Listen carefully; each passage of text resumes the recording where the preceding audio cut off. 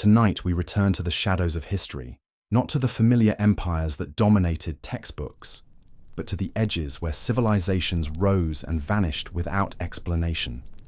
We're venturing into the forgotten corners of the ancient world, where entire peoples simply disappeared, leaving behind only whispers in stone and fragments that refuse to reveal their secrets. These aren't stories of gradual decline or documented conquest.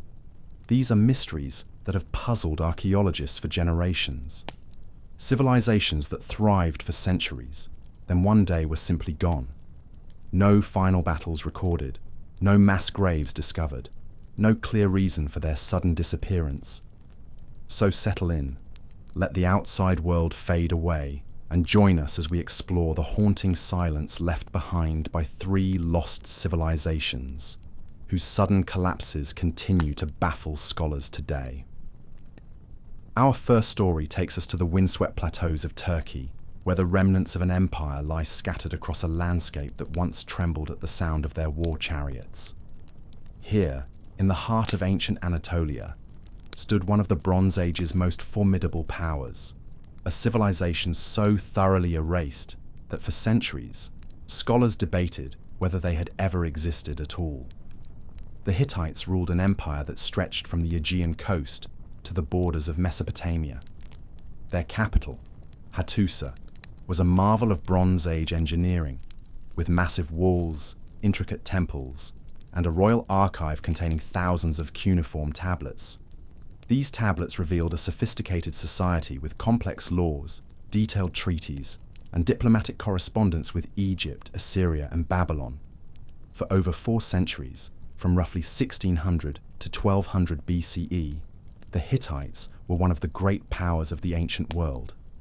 They fought the Egyptians to a standstill at the Battle of Kadesh, signed the world's first known peace treaty, and controlled crucial trade routes between Europe and Asia. Their military innovations, particularly their use of iron weapons and horse-drawn chariots, made them nearly unstoppable in battle. The Hittite Empire wasn't just militarily powerful, it was culturally sophisticated. Their legal code was remarkably progressive for its time, showing concern for individual rights and proportional punishment. They absorbed and adapted influences from across their empire, creating a unique blend of Anatolian, Mesopotamian, and Indo-European traditions. Their royal archives, written in 8 different languages, demonstrate a level of bureaucratic organization that rivals modern states. Their religious practices centered around elaborate festivals and ceremonies, many tied to the agricultural calendar. The king served not just as a political leader, but as the high priest, responsible for maintaining the favor of the gods. Massive temples dominated their cities, and sacred springs and rock sanctuaries dotted the countryside, suggesting a spiritual landscape as complex as their political one. But then, around 1200 BCE, something catastrophic happened. Within a single generation, the mighty Hittite Empire simply collapsed. Hattusa was abandoned, its great walls left empty, its temples silent.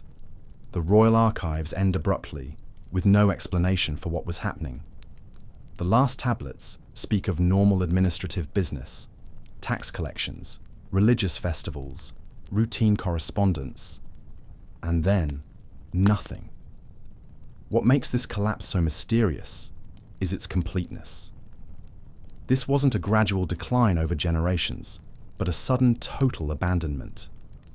Archaeological evidence shows that Hattusa wasn't destroyed by enemy action. There are no signs of massive fires, no layers of destruction debris, no evidence of siege or battle. The city appears to have been deliberately evacuated, its inhabitants simply walking away from one of the most powerful capitals in the ancient world. The mystery deepens when we examine the broader context. The Hittite collapse was part of a wider catastrophe that struck the eastern Mediterranean around 1200 BCE, known to historians as the Late Bronze Age collapse. Within a few decades, multiple civilizations across the region either collapsed entirely or were severely weakened.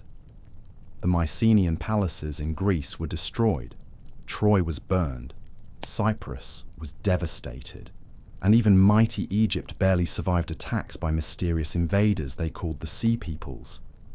But who were these Sea Peoples? Egyptian records describe them as a confederation of foreign tribes arriving by land and sea, but their origins remain hotly debated. Some scholars suggest they came from the Aegean, possibly displaced Mycenaeans or other Greek peoples. Others point to Anatolia, perhaps including refugees from the collapsed Hittite Empire itself. Still others propose they were a diverse coalition of displaced peoples, driven from their homes by drought, famine, or internal conflict. What's particularly puzzling about the Hittite collapse is the absence of these sea peoples from Hittite records. While Egyptian texts describe desperate battles against seaborne invaders, the final Hittite tablets mention no such threats. This has led some researchers to propose that the Hittites faced a different kind of catastrophe entirely, perhaps internal rebellion, economic collapse, or environmental disaster. Climate data suggests that the eastern Mediterranean experienced severe droughts around 1200 BCE. In an agricultural society dependent on rainfall and river flow, such droughts could have triggered famine, population displacement, and political instability.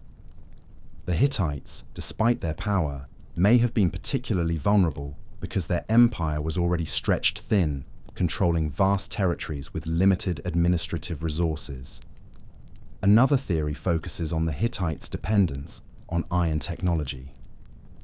While their early adoption of iron weapons gave them a military advantage, it also made them dependent on specific trade routes and resource networks. If these networks were disrupted by drought, political instability, or enemy action, the economic foundation of their empire could have crumbled rapidly. Recent archaeological work has revealed evidence of widespread abandonment across Anatolia around 1200 BCE, not just at major centers like Hattusa, but at smaller settlements throughout the region. This pattern suggests a systemic collapse rather than a targeted attack on the capital. People weren't just leaving the cities, they were abandoning the entire Hittite way of life. The fate of the Hittite people themselves remains unclear. Some undoubtedly migrated to other regions, perhaps joining the Sea Peoples or establishing new communities elsewhere. Others may have remained in Anatolia, gradually adopting new cultural identities as the region was settled by different peoples. Small Hittite successor states, known as the Neo-Hittite kingdoms, survived in northern Syria for several more centuries, preserving fragments of Hittite culture and hieroglyphic writing. But the great empire, with its sophisticated administration, powerful military, and rich cultural traditions, vanished so completely that its very existence was forgotten. For over 2 millennia, the Hittites lived on only in scattered biblical references and a few mentions in Egyptian and Assyrian texts. It wasn't until the late 19th century, when archaeologists began excavating sites like Hattusa, that the full scope of their civilization was rediscovered. Today, as we walk through the ruins of Hattusa, the silence is overwhelming. The massive walls still stand, testament to the builder's skill, but the city within is empty. Grass grows between the foundation stones of palaces and temples. The royal archive, once filled with the correspondence of kings, lies buried beneath centuries of soil and debris. The Hittites remind us how precarious even the mightiest civilizations can be. They controlled an empire that spanned continents, commanded armies that could challenge Egypt, and created a cultural legacy that influenced the entire ancient world. Yet they vanished so completely that their name was forgotten, their language lost, their achievements buried beneath the dust of ages. What forces could have been powerful enough to erase such a civilization? Was it environmental catastrophe, internal collapse, or external invasion? Or was it some combination of factors that created a perfect storm of destruction? The mystery of the Hittite collapse continues to challenge our understanding of how civilizations rise and fall, reminding us that even in our interconnected modern world, the foundations of society may be more fragile than we imagine. From the abandoned walls of Hattusa, we now travel across continents and centuries to the lush river valleys of the Indus, where another great civilization once flourished in the shadow of the Himalayas. Here, in what is now Pakistan and northwest India, archaeologists have uncovered the remains of one of the world's first urban societies, a civilization that pioneered city planning, created sophisticated water management systems, and developed technologies that wouldn't be seen again for millennia. The Indus Valley civilization, also known as the Harappan civilization, was one of the world's earliest urban cultures, flourishing from approximately 2600 to 1900 BCE. At its height, it covered an area larger than Egypt and Mesopotamia combined, encompassing over 1 million square kilometers and supporting a population that may have exceeded 5 million people. Yet despite its size and sophistication, this civilization remains one of history's greatest enigmas. What makes the Indus Valley civilization so remarkable isn't just its antiquity, but its apparent modernity. Cities like Harappa and Mohenjo-daro were marvels of urban planning, laid out on precise grid patterns with sophisticated drainage systems, public baths, and standardized weights and measures. Every house had access to fresh water and sanitation, amenities that many cities wouldn't achieve again until the modern era. The level of standardization across the civilization is extraordinary. Bricks were manufactured to identical dimensions whether they were made in Harappa, Mohenjo-daro, or Dholavira, hundreds of miles apart. This suggests not just shared technology, but a degree of administrative coordination that rivals modern states. Trade networks extended from Central Asia to Gujarat, carrying precious stones, metals, and finished goods across vast distances. Perhaps most intriguingly, the Indus Valley people developed a writing system that remains undeciphered to this day. Hundreds of seals bearing short inscriptions in this script have been found, but without a bilingual text like the Rosetta Stone, their meaning remains locked away. The symbols are clearly systematic and purposeful, suggesting a literate society with complex administrative needs, yet their secrets died with the civilization that created them. What's particularly striking about Harappan society is what's missing from the archaeological record. Unlike their contemporaries in Egypt and Mesopotamia, the Indus Valley cities show no evidence of massive temples, royal palaces, or elaborate tombs. There are no obvious signs of a warrior class or military hierarchy.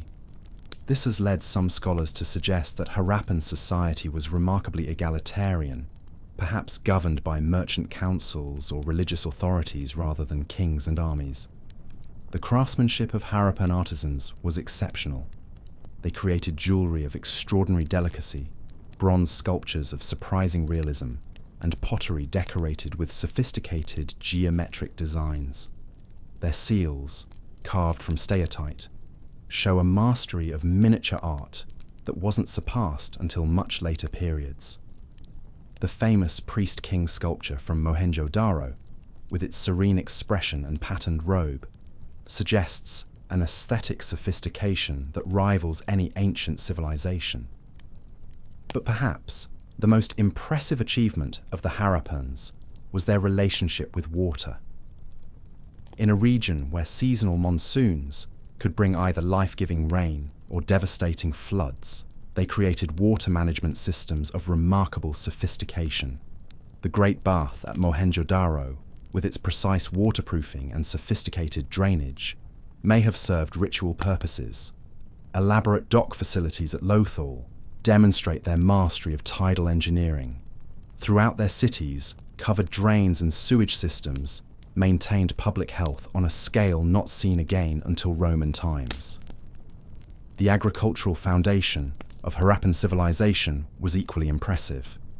They cultivated wheat, barley, peas, and sesame, and may have been among the first to grow cotton. Their farmers developed techniques for managing the unpredictable Indus floods, creating surplus food that supported large urban populations. This agricultural abundance funded the craft specialization and long-distance trade that made Harappan cities so prosperous. But then, around 1900 BCE, this remarkable civilization began to fade. The process wasn't sudden. It unfolded over several centuries, but it was thorough. Cities were gradually abandoned, trade networks collapsed, and the sophisticated urban way of life that had characterized the Indus Valley for 7 centuries came to an end. By 1300 BCE, the great cities lay empty, their streets silent, their drainage systems clogged with silt. What caused this decline remains one of archaeology's greatest mysteries. Unlike the Hittites, whose collapse was sudden and dramatic, the Harappan decline was gradual, but equally complete. The final phases of cities like Mohenjo-daro show clear signs of decay. Streets encroached upon by poorly built houses, drainage systems falling into disrepair, public buildings abandoned or subdivided into cramped dwellings. Climate change appears to have played a crucial role. Geological evidence suggests that around 2000 BCE, the monsoon patterns that brought life to the Indus Valley began to weaken. The Saraswati River, which may have been as important as the Indus itself, appears to have dried up during this period, forcing the abandonment of hundreds of settlements along its banks. As rainfall decreased and rivers changed course, the agricultural surplus that supported Harappan cities would have dwindled. But environmental stress alone doesn't explain the completeness of the collapse. Other civilizations have survived similar droughts and river changes. Some scholars point to evidence of increasing violence in the later phases of Harappan cities. Skeletons found in unusual positions, suggesting sudden death, and the appearance of different pottery styles that might indicate new populations moving into the region. The arrival of Indo-Aryan peoples from the northwest has long been proposed as a factor in Harappan decline. These pastoral peoples, speaking early forms of Sanskrit, gradually settled throughout the Indian subcontinent, bringing with them new religious practices, social structures, and technologies. But the relationship between the decline of the Harappans and the arrival of the Indo-Aryans is complex and contested. There's no clear evidence of invasion or conquest, and the transition appears to have been gradual rather than sudden. Recent research has suggested that the Harappan collapse might have been partly self-inflicted. The very success of their civilization may have contained the seeds of its destruction. Intensive agriculture and urban development might have degraded the environment, while the rigid standardization that was a hallmark of Harappan culture may have made it difficult to adapt to changing conditions. The mystery deepens when we consider what happened to the Harappan people themselves. Unlike other ancient civilizations, they left no clear successors, no historical traditions that remember their achievements.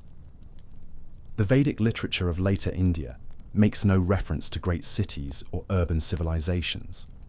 It's as if an entire way of life simply vanished from human memory. Yet genetic and archaeological evidence suggests that the Harappan people didn't disappear entirely. Their descendants likely scattered throughout the Indian subcontinent, carrying with them fragments of Harappan culture, technology, and knowledge. Some scholars see Harappan influences in later Indian traditions, in town planning, in craft techniques, in religious iconography. The sacred pools found in later Hindu temples may echo the Great Bath of Mohenjo-daro. The standardized weights and measures of historical India may derive from Harappan prototypes. But the urban civilization itself was lost, its cities abandoned to the wind and rain. When Alexander the Great passed through the region in 326 BCE, he encountered only small farming communities and pastoral peoples. The great cities lay buried beneath centuries of silt. their existence forgotten until British archaeologists began excavating them in the 1920s. Today, as we walk through the carefully preserved ruins of Mohenjo-daro and Harappa, the silence is profound. These were once bustling cities, filled with the sounds of commerce, craftsmanship, and daily life. Merchants haggled in the marketplaces, children played in the streets, and priests performed rituals in the Great Bath. Now, only the wind moves through the empty doorways and abandoned courtyards. The Indus Valley civilization reminds us that urban life, despite its apparent permanence, can be surprisingly fragile. The Harappans created cities that were in many ways superior to anything that would be built for the next 1,000 years. They developed technologies and social systems that sustained millions of people across vast territories. Yet when the climate shifted and their world changed, they couldn't adapt quickly enough to survive. Their story is particularly relevant today as we face our own environmental challenges and urban pressures. The Harappans show us both the possibilities and the perils of urban civilization, how human ingenuity can create remarkable societies, but how those same societies can be vulnerable to forces beyond their control. From the silent streets of Mohenjo-daro, we now journey to the dense jungles of Guatemala, where the morning mist clings to towering pyramids and howler monkeys call across ancient plazas. Here, in the heart of the Maya world, we encounter perhaps the most famous collapse in ancient history, yet one that remains as mysterious today as it was when the first explorers stumbled upon vine-covered temples in the 19th century. The Maya Classic Period collapse stands as one of archaeology's most enduring puzzles. Between roughly 800 and 900 CE, dozens of Maya cities across the southern lowlands were suddenly abandoned. Temples that had stood for centuries fell silent, royal courts dissolved, and populations that had numbered in the millions simply melted away into the jungle. Within a few generations, one of the New World's most sophisticated civilizations had vanished from the rainforests that had sustained them for over 1,000 years. To understand the magnitude of this collapse, we must first appreciate what the Maya had achieved. Their civilization represented one of humanity's great intellectual flowerings, producing advances in mathematics, astronomy, writing, and architecture that wouldn't be matched in the Americas until the arrival of Europeans. Maya astronomers calculated the length of the solar year to within minutes of modern measurements. Their mathematicians independently invented the concept of zero. Their scribes created the most sophisticated writing system in the pre-Columbian Americas. Maya cities were marvels of tropical urbanism, home to populations that dwarfed contemporary European settlements. Tikal, at its height, may have housed over 100,000 people. Caracol controlled territory larger than modern Belize. These weren't primitive settlements, but complex urban centers with elaborate palaces, soaring temples, and sophisticated water management systems.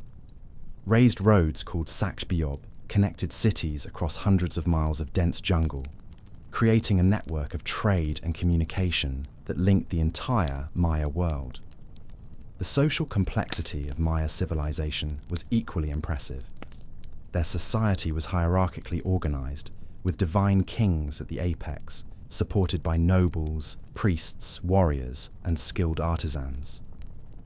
But this wasn't a static system. Maya politics were dynamic and competitive, with cities rising and falling in power, forming alliances and waging wars in an endless dance of ambition and survival. Maya religion permeated every aspect of life, from the orientation of buildings to the timing of agricultural activities. Their cosmology was sophisticated and complex, envisioning a universe of multiple layers where gods, ancestors, and humans interacted in an eternal cycle of creation and destruction. Elaborate rituals, including bloodletting ceremonies and human sacrifice, maintained the cosmic order and ensured the continued favor of the gods. Perhaps most remarkably, the Maya developed the concept of deep time. While Europeans still believed the world was only a few thousand years old, Maya priests calculated dates reaching back millions of years and projected forward to events billions of years in the future. Their long count calendar, with its precise notation of vast temporal cycles, reflects an understanding of time that was truly cosmic in scope. But despite their achievements, Maya civilization contained within it the seeds of its own destruction. The very success of Maya agriculture and urban development created stresses that would eventually prove unsustainable. As populations grew and cities expanded, pressure on the environment intensified. Forests were cleared for farmland and fuel, wetlands were drained for agriculture, and soil fertility declined under intensive cultivation. The Maya response to these challenges was typically ingenious. They developed sophisticated agricultural techniques, raised fields, terracing, forest gardens that maximized production while minimizing environmental damage. They created elaborate water storage systems to survive the dry season.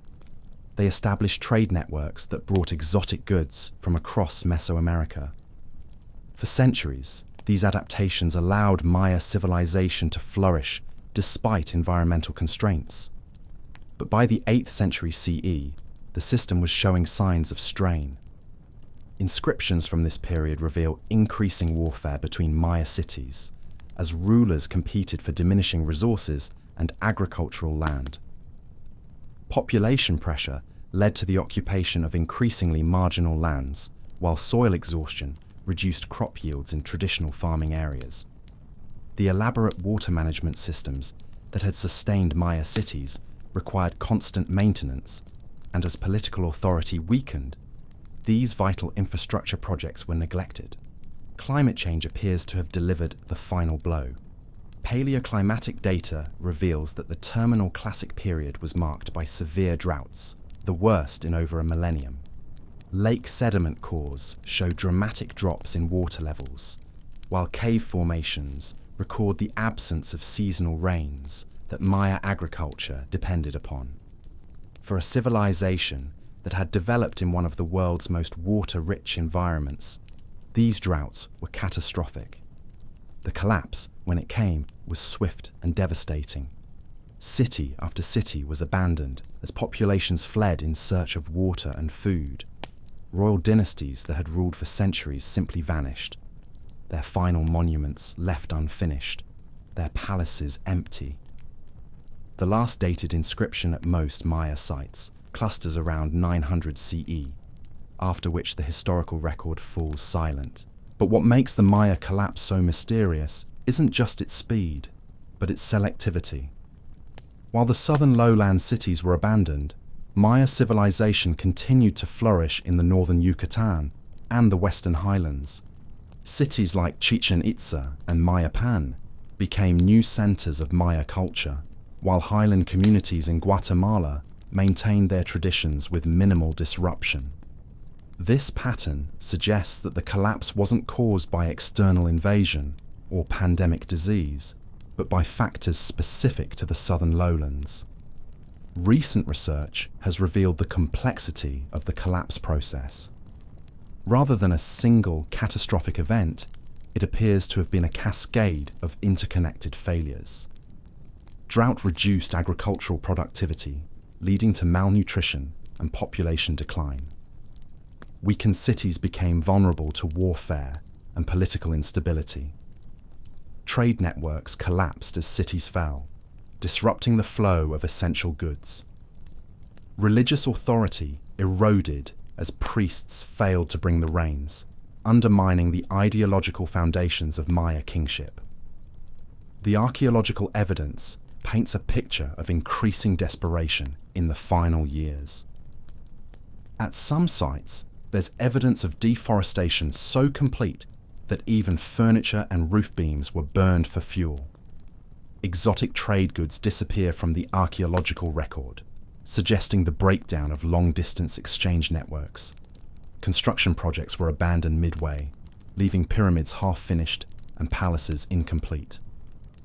Perhaps most poignantly, the collapse left behind evidence of a population trying desperately to maintain their civilization, even as it crumbled around them.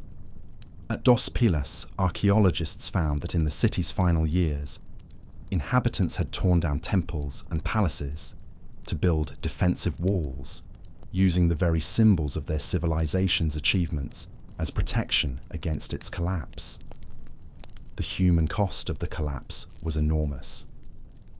Conservative estimates suggest that the population of the southern Maya lowlands fell by 90% between 800 and 1000 CE. Millions of people died, fled, or were absorbed into other communities. Entire lineages vanished, taking with them centuries of accumulated knowledge and tradition. Yet the Maya didn't disappear entirely. In the northern cities, civilization continued and even flourished for several more centuries. Maya communities in the highlands maintained their cultural traditions through the Spanish conquest and beyond. Today, millions of people in Mexico, Guatemala, Belize, and Honduras speak Maya languages and maintain connections to their ancient heritage. But the great cities of the classic period were lost forever. When Spanish conquistadors arrived in the 16th century, they found no trace of the magnificent civilization that had once flourished in the jungle. The pyramids and palaces lay hidden beneath centuries of forest growth, their existence forgotten even by local Maya populations. It wasn't until the 19th century that explorers like John Lloyd Stephens and Frederick Catherwood began to reveal the extent of Maya achievements. Their dramatic accounts of temples emerging from the jungle captured the world's imagination and sparked the birth of Maya archaeology. Even today, new discoveries continue to reshape our understanding of this remarkable civilization. The Maya collapse offers sobering lessons for our modern world. Here was a civilization that achieved remarkable sophistication in science, art, and social organization, yet couldn't adapt quickly enough to environmental change. Their story reminds us that even the most advanced societies can be vulnerable to the intersection of environmental stress, political instability, and social inequality.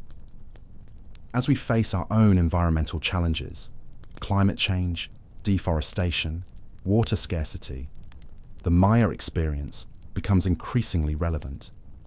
Their collapse shows us both the dangers of environmental degradation and the importance of adaptive capacity. It reminds us that sustainability isn't just an environmental issue, but a fundamental requirement for civilization itself.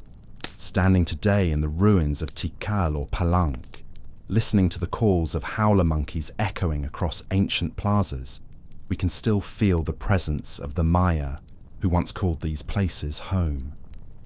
Their pyramids continue to rise above the jungle canopy. Their art still speaks of beauty and meaning, and their descendants continue to enrich the world with their traditions and knowledge. The Maya collapse was not an ending, but a transformation. While the great cities fell silent, Maya culture adapted and survived, proving that human resilience can outlast even the mightiest civilizations. In their story, we find both warning and hope, a reminder of our own fragility, but also of our capacity to endure, adapt, and begin again. These three civilizations, the Hittites, the Harappans, and the classic Maya, remind us that collapse is not just about endings, but about the mysterious forces that can bring even the mightiest societies to their knees. Each faced different challenges, yet all shared a common fate: sudden, dramatic transformation that left their worlds forever changed. Their stories echo across the centuries, whispering questions that remain unanswered. What tipping points did they cross? What warning signs did they miss? And perhaps most importantly, what can their experiences teach us about the fragility and resilience of human civilization? As we've seen tonight, the collapse of civilizations is rarely simple or singular. It's usually a complex interplay of environmental stress, political instability, social inequality, and cultural factors that creates a cascade of failures. Sometimes external shocks, drought, invasion, disease, provide the trigger, but more often, The seeds of collapse are sown by success itself, as societies grow beyond their environmental limits or become too rigid to adapt to changing circumstances. Yet even in collapse, there is continuity. The Hittites may have vanished, but their innovations in law and diplomacy influenced successor states. The Harappans disappeared, but their descendants carried forward fragments of their knowledge and culture. The Maya, yet, even in collapse, there is continuity. The Hittites may have vanished, but their innovations in law and diplomacy influenced successor states. The Harappans disappeared, but their descendants carried forward fragments of their knowledge and culture. The Maya cities fell silent, but Maya civilization adapted and endured in new forms. This pattern of transformation rather than true extinction offers both sobering warnings and cautious hope for our own time. As we face mounting environmental challenges, political instability, and social inequality, the experiences of these ancient civilizations provide valuable insights into both the vulnerabilities and the resilience of complex societies. The Hittite collapse reminds us how quickly even the most powerful empires can unravel when faced with multiple simultaneous crises. Their story suggests that interconnectedness, while providing strength and prosperity, can also create cascading vulnerabilities. When the Bronze Age trade networks collapsed, the economic foundation of Hittite power crumbled with them. The Harappan decline shows us the dangers of environmental degradation and climate change. Their sophisticated urban civilization, so dependent on predictable water sources and fertile soils, couldn't adapt quickly enough when the monsoons failed and rivers changed course. Their fate illustrates how even the most advanced technologies and social systems can prove inadequate against fundamental environmental shifts. The Maya collapse demonstrates perhaps most clearly the complex interplay between environmental stress and social factors. Maya civilization didn't fall simply because of drought. It collapsed because drought exposed and amplified existing weaknesses: social inequality, political fragmentation, and unsustainable resource use. Their experience shows how environmental challenges can trigger broader systemic failures in complex societies. But these stories also reveal the remarkable capacity of human cultures to persist through transformation. While the great Hittite Empire disappeared, Hittite cultural influences lived on in successor states and eventually contributed to the broader development of ancient Near Eastern civilization. The Harappan people didn't vanish. They adapted, scattered, and became part of the emerging cultural mosaic of the Indian subcontinent. The Maya proved that civilization can reinvent itself, moving from the abandoned cities of the south to new centers of power in the north, maintaining their cultural identity even as their political structures transformed. Perhaps most importantly, these civilizations remind us that collapse isn't necessarily failure.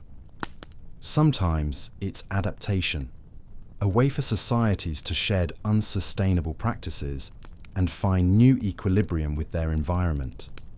The dramatic transformations we call collapses may actually represent successful adaptations to changing circumstances, even if they involve the abandonment of familiar ways of life. As we stand at our own crossroads, facing climate change, technological disruption, and social upheaval, these ancient voices speak across the centuries with particular urgency.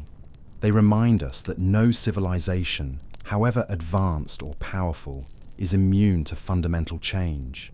But they also suggest that human ingenuity, adaptability, and resilience can survive even the most dramatic transformations. The morning mist that shrouds the Maya pyramids, the winds that blow across the empty walls of Hattusa, the silence that fills the streets of Harappa, these aren't just monuments to loss. They're testaments to the enduring human capacity to dream, to build, to reach towards something greater than ourselves. And in their ruins, we find not just warnings about our own fragility, but inspiration for our own resilience. The stories of these lost civilizations continue to unfold as archaeologists uncover new evidence and develop new theories about their rise and fall. Each excavation, each new discovery, adds another piece to the puzzle of how complex societies emerge, flourish, and transform. Their mysteries remain unsolved, not because we lack the tools to understand them, but because the forces that shape civilizations are themselves complex and interconnected. In the end, the sudden collapses of the Hittites, Harappans, and classic Maya remind us that history is not a steady march toward progress, but a complex dance of rise and fall, adaptation and transformation. Their stories echo in our own time, offering both caution and hope as we navigate our own uncertain future.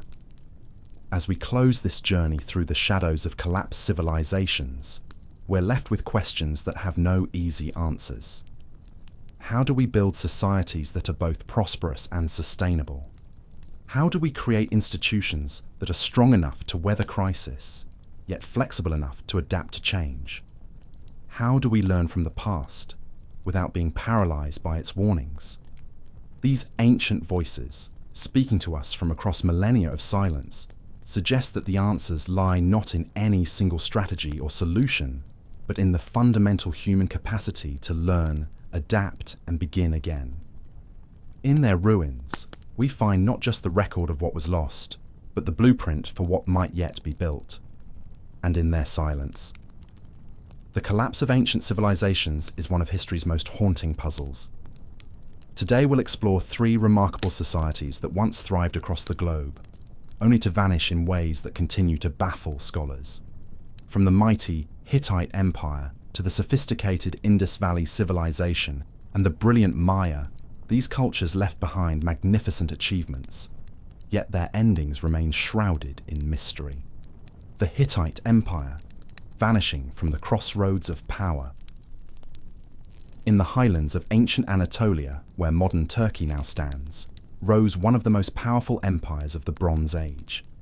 The Hittites controlled vast territories, rivaled Egypt in military might, and signed the world's first known peace treaty. Their capital, Hattusa, was a marvel of engineering with massive stone walls and intricate religious complexes. Yet around 1200 BCE, this mighty empire simply disappeared.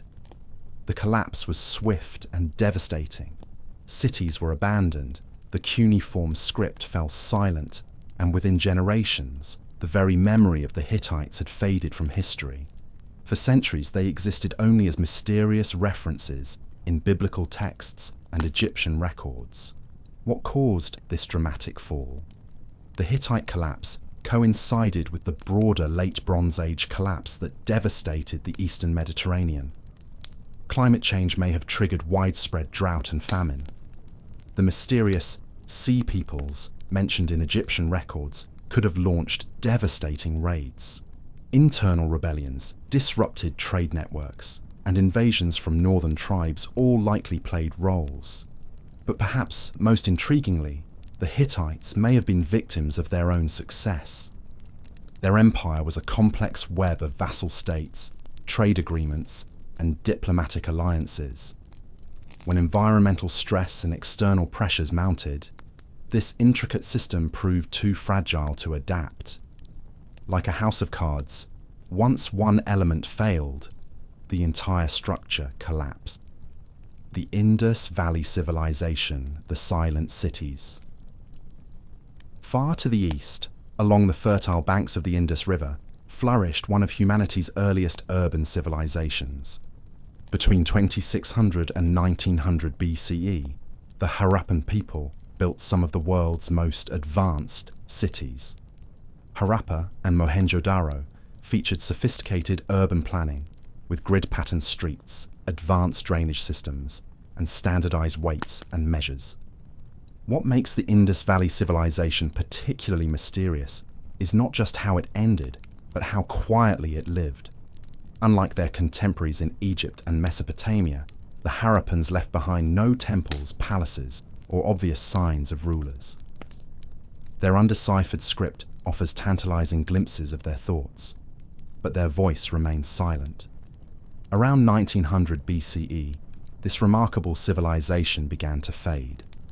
Cities were gradually abandoned, trade networks collapsed, and the urban sophistication that had flourished for 7 centuries slowly dissolved. Archaeological evidence suggests a gradual decline rather than sudden catastrophe. Climate change appears to have been the primary culprit.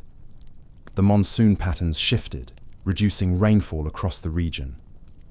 The Gaga-Hakra River, which may have been the civilization's lifeline, dried up or changed course. As agriculture became increasingly difficult, people abandoned the great cities and dispersed into smaller rural communities. Unlike the Hittites, the Indus Valley people didn't vanish entirely. They adapted, evolved, and their descendants likely became part of the cultural foundation of later South Asian civilizations. Their cities fell silent, but their legacy lived on in agricultural techniques, craft traditions, and perhaps even in the genetic heritage of the region. The Maya. Brilliance in the jungle. In the dense rainforests of Mesoamerica, the Maya civilization achieved remarkable heights of intellectual and artistic achievement. Between 250 and 900 CE, during what scholars call the Classic Period, Maya cities like Tikal, Palenque, and Copan became centers of learning, art, and political power. The Maya were master astronomers who calculated celestial cycles with stunning accuracy. They developed a sophisticated writing system, created elaborate calendar systems, and built architectural marvels that still inspire awe today. Their understanding of mathematics, including the concept of zero, was centuries ahead of Europe.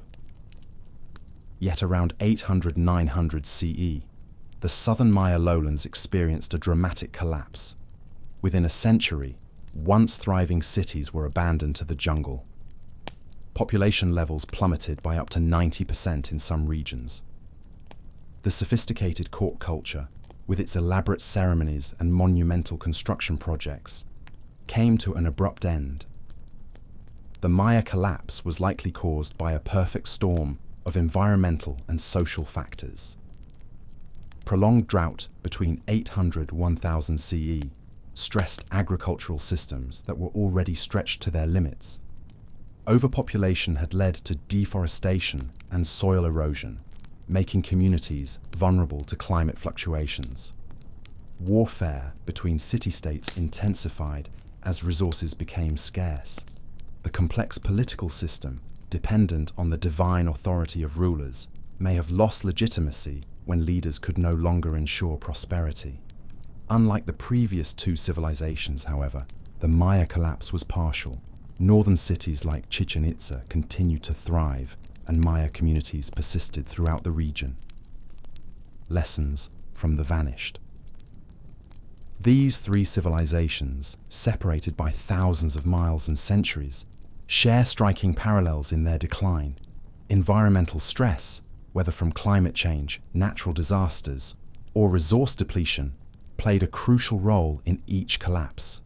Complex political and economic systems, while enabling great achievements, also created vulnerabilities when faced with crisis. Perhaps most importantly, these collapses remind us that no civilization, no matter how advanced or powerful, is immune to the forces of change. The Hittites, despite their military might, couldn't adapt quickly enough to cascading crises. The Harappans, for all their urban sophistication, couldn't overcome environmental challenges. The Maya, despite their intellectual achievements, couldn't sustainably manage their relationship with the natural world. Yet these weren't complete endings, but transformations. People survived, adapted, and carried forward elements of their cultures into new forms. The collapse of civilizations, while traumatic for those who lived through them, also represents humanity's remarkable capacity for resilience and renewal. Today, as we face our own environmental and social challenges, these ancient stories offer both warnings and hope. They remind us that complexity can be fragile, that environmental limits are real, and that adaptation is essential for survival. But they also show us that even when civilizations fall, human knowledge, creativity, and resilience endure.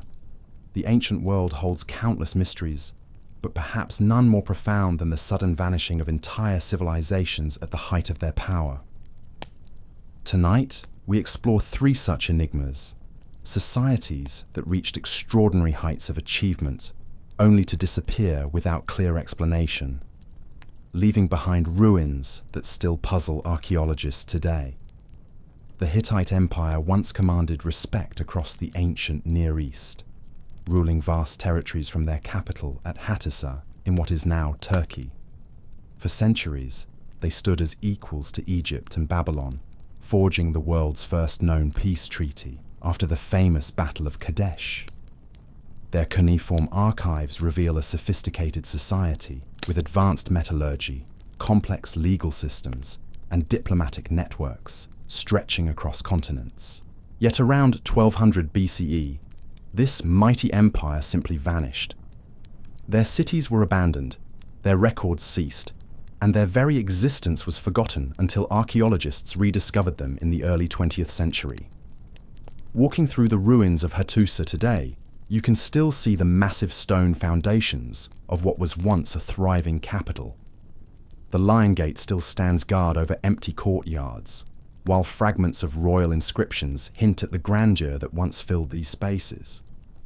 What caused such a complete collapse remains hotly debated.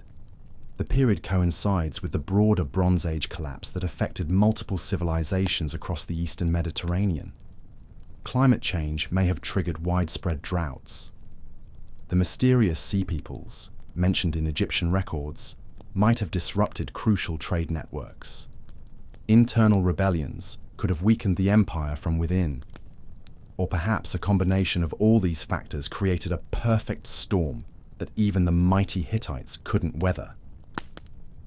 From the highland plateaus of Anatolia, we turn our attention to the fertile river valleys of South Asia, where another remarkable civilization thrived in seeming harmony with their environment. The Indus Valley civilization, also known as the Harappan civilization, represents one of humanity's earliest experiments in urban planning and social organization. Between 2600 and 1900 BCE, this civilization flourished across what is now Pakistan and northwest India. Their cities, including Harappa and Mohenjo-daro, showcase engineering sophistication that wouldn't be matched for millennia. Streets laid out in perfect grids, advanced drainage systems, standardized weights and measures, and public baths all point to a highly organized society with remarkable attention to civic planning. Perhaps most intriguingly, the Indus Valley people seem to have achieved this urban sophistication without the typical markers of ancient power. No grand palaces, no obvious temples, no monuments to kings, just well-planned cities designed for the comfort and health of their inhabitants. Their undeciphered script tantalizes us with the promise of understanding their thoughts and beliefs, but for now, they remain eloquently silent. The mystery deepens when we consider their disappearance. Around 1900 BCE, these carefully planned cities began to empty. There are no signs of warfare, no evidence of natural disasters, no layers of ash indicating destruction. Instead, we see gradual abandonment, people simply walking away from one of the world's most advanced civilizations. Rivers may have changed course, disrupting the agricultural systems that sustain these urban centers. Climate shifts could have altered rainfall patterns crucial for their survival. Or internal social changes might have made the urban lifestyle less appealing to successive generations. Our final stop takes us to the rainforests of Mesoamerica, where the Maya built one of the world's most sophisticated civilizations. Far from being a single empire, Maya civilization comprised dozens of city-states spread across what is now southern Mexico, Guatemala, Belize, and Honduras. For over 1,000 years, they created stunning achievements in astronomy, mathematics, architecture, and art. Maya cities like Tikal, Palenque, and Caracol rose like artificial mountains from the jungle floor, their pyramid temples reaching toward the stars they studied so carefully.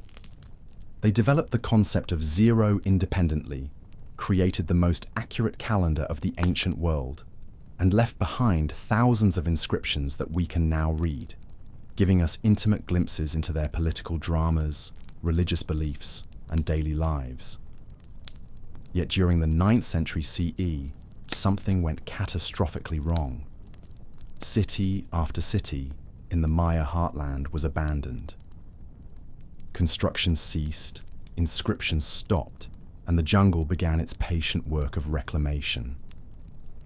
This wasn't a gradual decline, but a rapid collapse that saw populations drop by up to 90% in some regions. The collapse wasn't uniform. Some Maya cities continued to thrive for centuries longer, and Maya people never disappeared entirely. Their descendants still live throughout the region today, maintaining aspects of their ancestral culture. But the classical Maya civilization, with its grand cities and complex political systems, effectively ended during those crucial decades of the 9th century. Environmental stress appears to have played a major role. Paleoclimatic evidence reveals severe droughts that would have devastated the agricultural systems supporting dense urban populations. Deforestation and soil exhaustion may have made matters worse, creating a cascade of ecological problems. Political warfare between city-states intensified during this period, possibly weakening their ability to respond to environmental challenges. Social inequality may have reached a breaking point, leading to internal upheaval that made coordinated responses impossible. What makes these three collapses so fascinating is how they challenge our assumptions about civilization itself. The Hittites, despite their military might and diplomatic sophistication, couldn't prevent their empire from crumbling. The Indus Valley people, with their remarkable urban planning and apparent social harmony, still saw their cities empty. The Maya, whose intellectual achievements rivaled any ancient civilization, watched their world fall apart despite their deep understanding of natural cycles. These weren't primitive societies that failed to adapt. They were complex, sophisticated civilizations that had successfully navigated challenges for centuries before meeting their end. Their collapses remind us that no civilization, no matter how advanced or well organized, is immune to the forces of change. Perhaps most importantly, these ancient mysteries teach us about resilience and transformation. While the political and social structures of these civilizations disappeared, their innovations, ideas, and cultural practices often survived in new forms. Hittite legal concepts influenced later Near Eastern law. Indus Valley urban planning principles echo through subsequent South Asian cities. Maya astronomical knowledge and agricultural techniques continue to benefit their modern descendants. The sudden disappearance of these great civilizations serves as both a humbling reminder of our own vulnerability and an inspiring testament to human adaptability. In their ruins, we see not just endings, but transformations. The eternal cycle of rise, change, and renewal that has shaped human history from the very beginning. These stories whisper across the centuries, reminding us that even in collapse, civilizations leave traces that continue to influence the world long after their names have been forgotten. Our exploration of ancient collapses continues with three more remarkable civilizations that met sudden and mysterious ends. Each reveals how even the most sophisticated societies can vanish when multiple pressures converge, leaving behind only stones and questions. The Harappan civilization, also known as the Indus Valley civilization, represents one of humanity's earliest urban experiments. Between 2600 and 1900 BCE, this sprawling culture stretched across what is now Pakistan and northwest India, encompassing hundreds of settlements and supporting millions of people. Their cities were marvels of ancient engineering. Harappa, Mohenjo-Daro, and Dholavira featured sophisticated drainage systems, standardized weights and measures, and urban planning that wouldn't be matched again for millennia. What made the Harappans truly remarkable was their attention to public health and civic order. Every home connected to covered sewers. Public wells provided fresh water. Streets followed precise grid patterns. They mass-produced standardized bricks, suggesting centralized quality control across vast distances. Their script, found on thousands of seals and tablets, remains tantalizingly undeciphered, one of archaeology's greatest puzzles. Yet around 1900 BCE, this urban marvel began to unravel. Unlike violent conquests, the Harappan decline was gradual but inexorable. Cities were slowly abandoned. Trade networks collapsed. The careful urban planning gave way to informal settlements. Within a few centuries, one of the world's most sophisticated Bronze Age civilizations had largely disappeared. The causes appear environmental and systemic. Climate data suggests the monsoons that fed their agriculture became increasingly unreliable.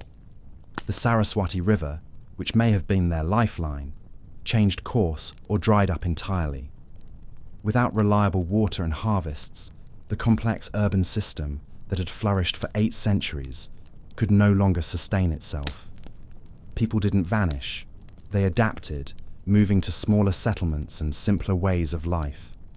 But the great Harappan experiment in urban living came to an end. Across the Pacific, in the dense rainforests of Guatemala and Mexico, another sophisticated civilization was reaching its own crisis point. The Maya had built one of the world's most advanced ancient societies, with monumental cities, complex writing systems, and astronomical knowledge that rivaled any civilization of their time. Yet between 800 and 900 CE, during what archaeologists call the classic Maya collapse, dozens of major cities were suddenly abandoned. The Maya weren't a single empire, but a network of competing city-states linked by trade, warfare, and shared culture. Cities like Tikal, Karakol, and Palenque housed tens of thousands of people. Their pyramids pierced the jungle canopy. Their scribes recorded history in intricate hieroglyphs. Their astronomers predicted eclipses with startling accuracy. Ball courts hosted ritual games that blended sport with sacred drama. But success bred its own problems. As populations grew, cities expanded into marginal lands. Forests were cleared for agriculture and construction. Intensive farming depleted soils. The Maya world became increasingly militarized, with warfare disrupting trade and consuming resources. Political competition between cities intensified. Then, nature delivered the final blow. Tree ring data and lake sediments reveal that between 820 and 870 CE, the Maya region was struck by the most severe drought in thousands of years. Rivers dried up. Crops failed repeatedly. The complex agricultural systems that supported dense populations collapsed. Archaeological evidence shows cities being abandoned within decades. Monuments stopped being erected. The long count calendar, which had tracked Maya history for centuries, simply stopped. Some Maya populations survived in the northern Yucatan and highland Guatemala, maintaining their culture through the Spanish conquest and beyond. But the classic Maya civilization, with its great cities and monumental achievements, ended during those terrible decades of the 9th century. The jungle slowly reclaimed their pyramids, and their cities became the lost ruins that would capture imaginations centuries later. Meanwhile, in Anatolia, the Hittite Empire was facing its own moment of reckoning. For over 4 centuries, the Hittites had been one of the ancient world's great powers, ruling from their capital at Hattusa and challenging Egypt for dominance in the eastern Mediterranean. They were master diplomats who negotiated the world's first known peace treaty. They were military innovators who refined chariot warfare. They controlled crucial trade routes and commanded respect from Mesopotamia to the Aegean. The Hittites left detailed records in cuneiform script, allowing us to follow their history with unusual clarity. We know their kings' names, their military campaigns, and their diplomatic correspondence. We can read their treaties, their laws, and even their prayers. They worshipped a vast pantheon of gods, practiced complex rituals, and built impressive stone cities across their highland realm. But around 1200 BCE, this well-documented empire vanished with shocking suddenness. Hattusa was burned and abandoned. Royal archives stopped mid-sentence. The elaborate administrative system that had governed vast territories simply ceased to function. Within a generation, the Hittite Empire had collapsed so completely that its very existence was forgotten until archaeologists rediscovered it in the 20th century. The Hittite collapse was part of a broader catastrophe known as the Late Bronze Age collapse, which devastated civilizations across the eastern Mediterranean. Multiple factors converged. Climate change brought droughts and crop failures. Mysterious sea peoples raided coastal cities. Trade networks that had connected the ancient world for centuries broke down. Political systems that had maintained stability for generations proved unable to adapt to rapid change. The Hittites, despite their military prowess and diplomatic skill, couldn't withstand this perfect storm of crises. Their empire, built on controlling trade routes and tribute from subject peoples, disintegrated when those systems failed. Some Hittite populations survived in small kingdoms in southern Anatolia, but the great empire was gone forever. These three collapses, gradual in the Indus Valley, catastrophic among the Maya, sudden in Anatolia, reveal the fragility that lurks beneath even the most impressive civilizations. The Harappans show how environmental changes can slowly undermine urban systems. The Maya demonstrate how internal stresses can leave societies vulnerable to natural disasters. The Hittites illustrate how interconnected civilizations can fall together when networks fail. Yet each collapse also reveals resilience. Harappan descendants continued their traditions in new forms. Maya communities preserved their culture through centuries of change. Hittite influences lived on in later Anatolian peoples. Civilizations may fall, but human creativity, adaptability, and memory endure. These ancient collapses offer sobering lessons for our own interconnected world. They remind us that complexity brings both power and vulnerability, that environmental changes can have cascading effects, and that even the mightiest civilizations must constantly adapt or risk joining the long list of forgotten empires. As we drift across the ancient world through the remains of forgotten empires, we come now to one of history's most intriguing vanishing acts.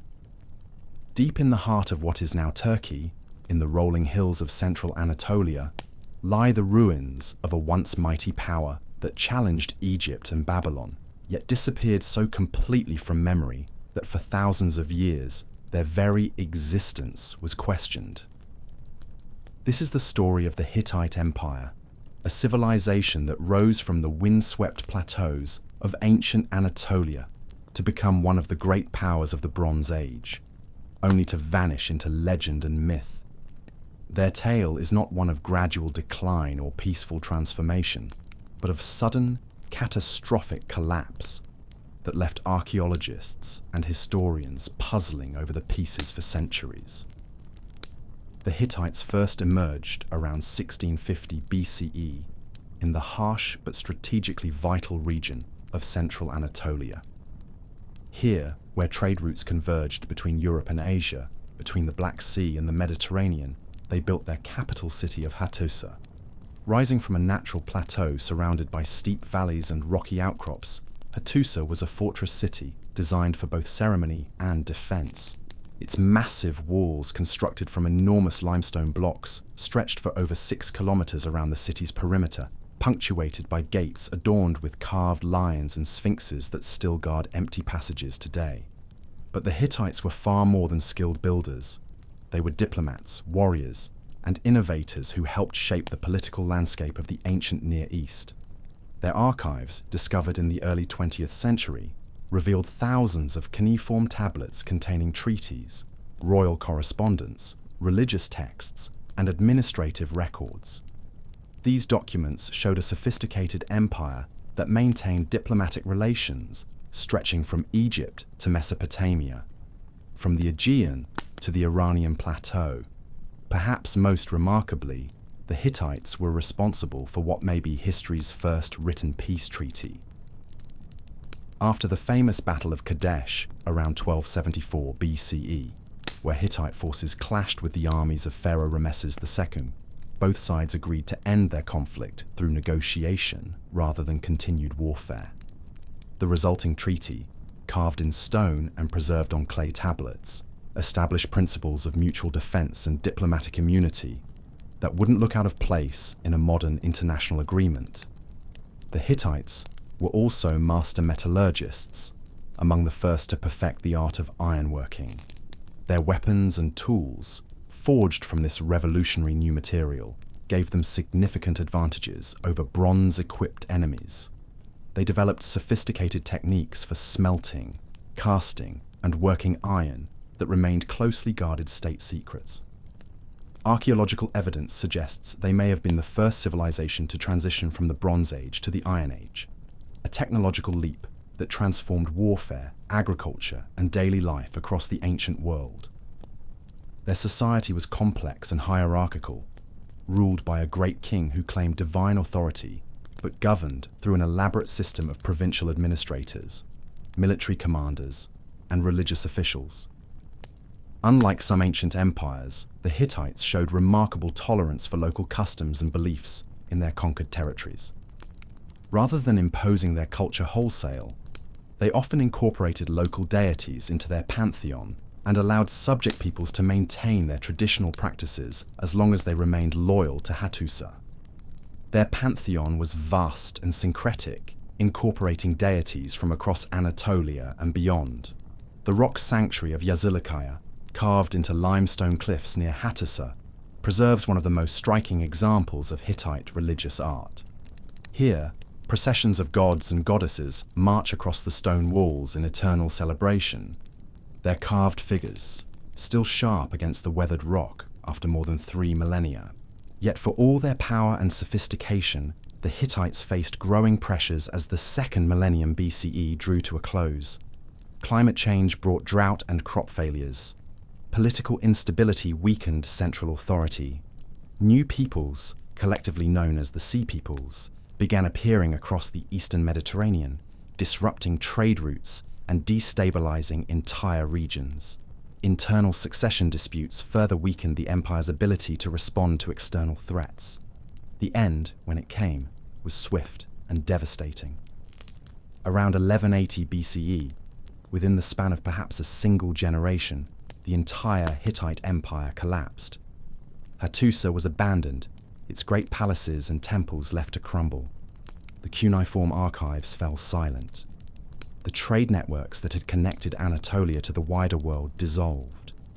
Most remarkably, the very memory of the Hittites seemed to vanish from historical consciousness. This disappearance was so complete that when archaeologists first began excavating at Hattusa in the early 1900s, they uncovered a civilization that had been lost to history for over 3,000 years. The Hittites were mentioned briefly in biblical texts and Egyptian records, but these references were so fragmentary that many scholars doubted they represented a real historical people. Only when the cuneiform archives were discovered and deciphered did the full scope of Hittite civilization become apparent. What makes the Hittite collapse particularly mysterious is the lack of clear evidence for what exactly caused it. Unlike other Bronze Age collapses, there are no obvious signs of foreign invasion, natural disaster, or internal revolution. The cities weren't burned or destroyed in battle. They were simply abandoned, as if their inhabitants had decided collectively to walk away from everything they had built. Some theories suggest a perfect storm of interconnected crises. Prolonged drought may have made agriculture impossible across much of Anatolia. Political fragmentation may have prevented coordinated responses to emerging threats.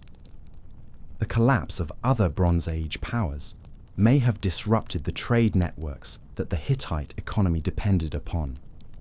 The arrival of iron-working peoples from the north may have made Hittite military technology obsolete almost overnight.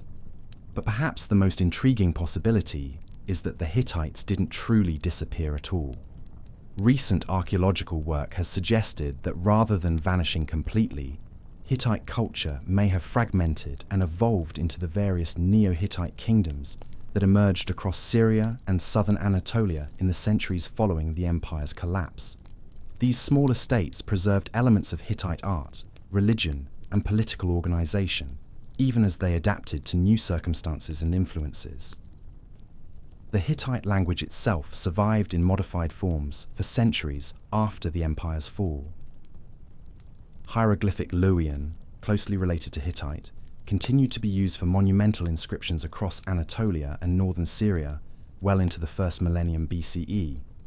Some scholars argue that traces of Hittite religious practices and mythological traditions can be found in later Anatolian cultures, including the Phrygians and Lydians, who rose to prominence in the region. Today, walking through the ruins of Hattusa, it's impossible not to feel the weight of this vanished empire. The Lion Gate still guards its empty passage, carved guardians watching over a city that no longer exists. The remains of the Great Temple sprawl across terraced foundations, its rooms and courtyards open to the sky. The King's Gate, with its famous relief of a Hittite warrior, stands as a testament to the artistic and military prowess of a people who once commanded respect from Egypt to Mesopotamia. The cuneiform tablets found in the royal archives continue to yield new insights into Hittite civilization. Treaties, royal letters, religious texts, and administrative documents paint a picture of a complex, sophisticated society that was far more than the barbarian kingdom often depicted in ancient sources. These texts reveal the Hittites as careful diplomats, skilled administrators, and thoughtful theologians who grappled with questions of justice, divine authority, and imperial responsibility that remain relevant today. Perhaps most poignantly, the tablets also preserve the voices of individual Hittites across the centuries. We can read the complaints of a queen about palace intrigues, the prayers of a king seeking divine guidance in battle, the careful negotiations of diplomats trying to prevent war. These human moments, preserved in clay and deciphered after millennia of silence, remind us that the Hittites were not just another ancient empire, but a community of real people with hopes, fears, and aspirations, much like our own. The mystery of the Hittite collapse continues to fascinate researchers, not just because of what it tells us about this particular civilization, but because of what it reveals about the fragility of all complex societies. The Hittites built an empire that lasted for over 4 centuries, developed technologies that changed the world, and created diplomatic practices that influenced international relations for millennia. Yet they also demonstrated how quickly even the mightiest powers can fall when faced with the right combination of challenges. In our own era of global interconnection and rapid change, the Hittite example serves as both warning and inspiration. It reminds us that no civilization, no matter how powerful or sophisticated, is immune to collapse. But it also shows us the remarkable resilience of human culture and creativity. Even when empires fall and cities are abandoned, the ideas, technologies, and traditions they create can live on, influencing future generations in ways their creators never imagined. The wind still blows across the empty streets of Hattusa, carrying the whispered memories of a people who once ruled from these heights. Their empire may be gone, their language nearly forgotten, but the Hittites endure in the stones they carved, the treaties they signed, and the questions they raise about the nature of power, civilization, and human achievement. As we've seen across these forgotten civilizations, the threads that bind human achievement often prove more fragile than we imagine. From the precision-carved chambers of ancient Egypt to the windswept monuments of long-dead empires. Each culture we've explored faced a moment when the familiar rhythms of daily life began to shift, when the certainties that had sustained generations started to crack beneath the weight of change. But perhaps nowhere is this fragility more haunting than in the story we turn to now. Not a tale of distant antiquity, but something far more recent, far more unsettling in its proximity to our own time. This is the mystery of the Roanoke colony, where over 100 English settlers simply vanished from the face of the earth, leaving behind only cryptic carvings and questions that have echoed through 4 centuries of speculation. The year was 1587 when John White led 115 men, women and children to establish what they hoped would be England's first permanent foothold in the New World. They landed on Roanoke Island, a windswept barrier island off the coast of what is now North Carolina, carrying with them dreams of prosperity, religious freedom, and a new beginning far from the political turmoil of Elizabethan England. The island itself was both promising and precarious. Nestled between the Atlantic Ocean and the shallow waters of the Albemarle and Pamlico Sounds, it offered protection from ocean storms while providing access to the mainland and its resources. The sandy soil could support crops, the surrounding waters teemed with fish, and the forests promised timber for construction and fuel. Yet it was also isolated, vulnerable, and already inhabited by indigenous peoples whose relationship with European newcomers had grown increasingly complex and strained. White's colonists weren't the first to attempt settlement here.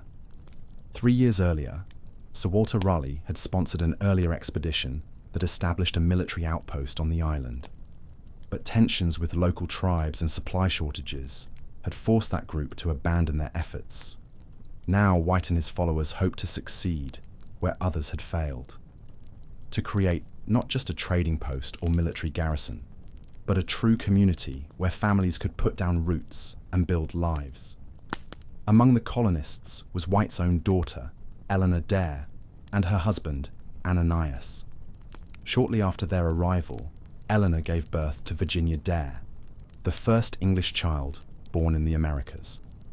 The birth should have been a symbol of hope, a sign that this new world could nurture English families and customs.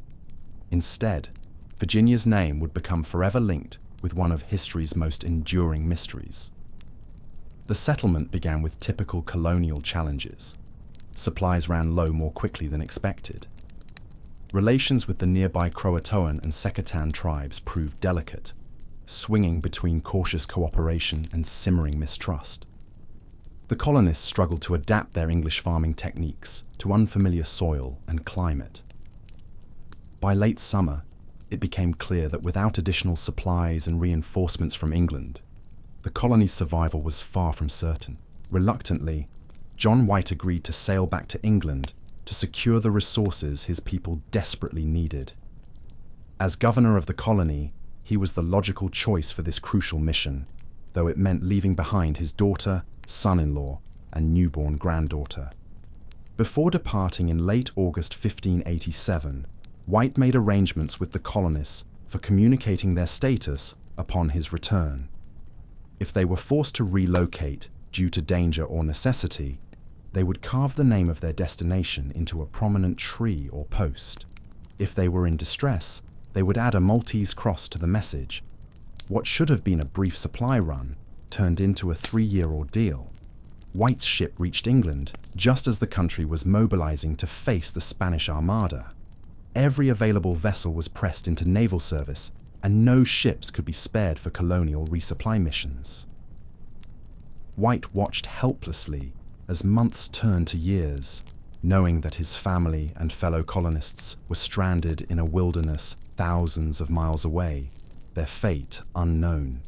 When White finally returned to Roanoke Island in August 1590, he found the settlement completely abandoned. The houses had been carefully dismantled, their timbers presumably taken for use elsewhere. Personal belongings were gone. There were no signs of struggle, no graves, no human remains. The only clues were two cryptic carvings. The word Croatoan carved into a fence post and CRO carved into a nearby tree. Significantly, neither carving included the Maltese cross that would have indicated distress. The word Croatoan seemed to point toward a solution. It was the name of both a nearby island, now Hatteras Island, and the tribe that inhabited it. The Croatoan people had maintained relatively friendly relations with the English, and their village was only 50 miles south of Roanoke. White interpreted the carving as a message that the colonists had relocated there, possibly seeking better resources or protection.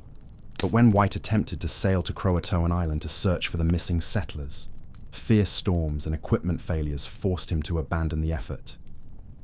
His ship's anchor cable snapped in rough seas, and with winter approaching and supplies running low, the captain insisted on returning to England. White would never see his family again, and would never learn what became of the lost colony. In the centuries that followed, the fate of the Roanoke colonists has spawned countless theories, investigations, and claims of discovery.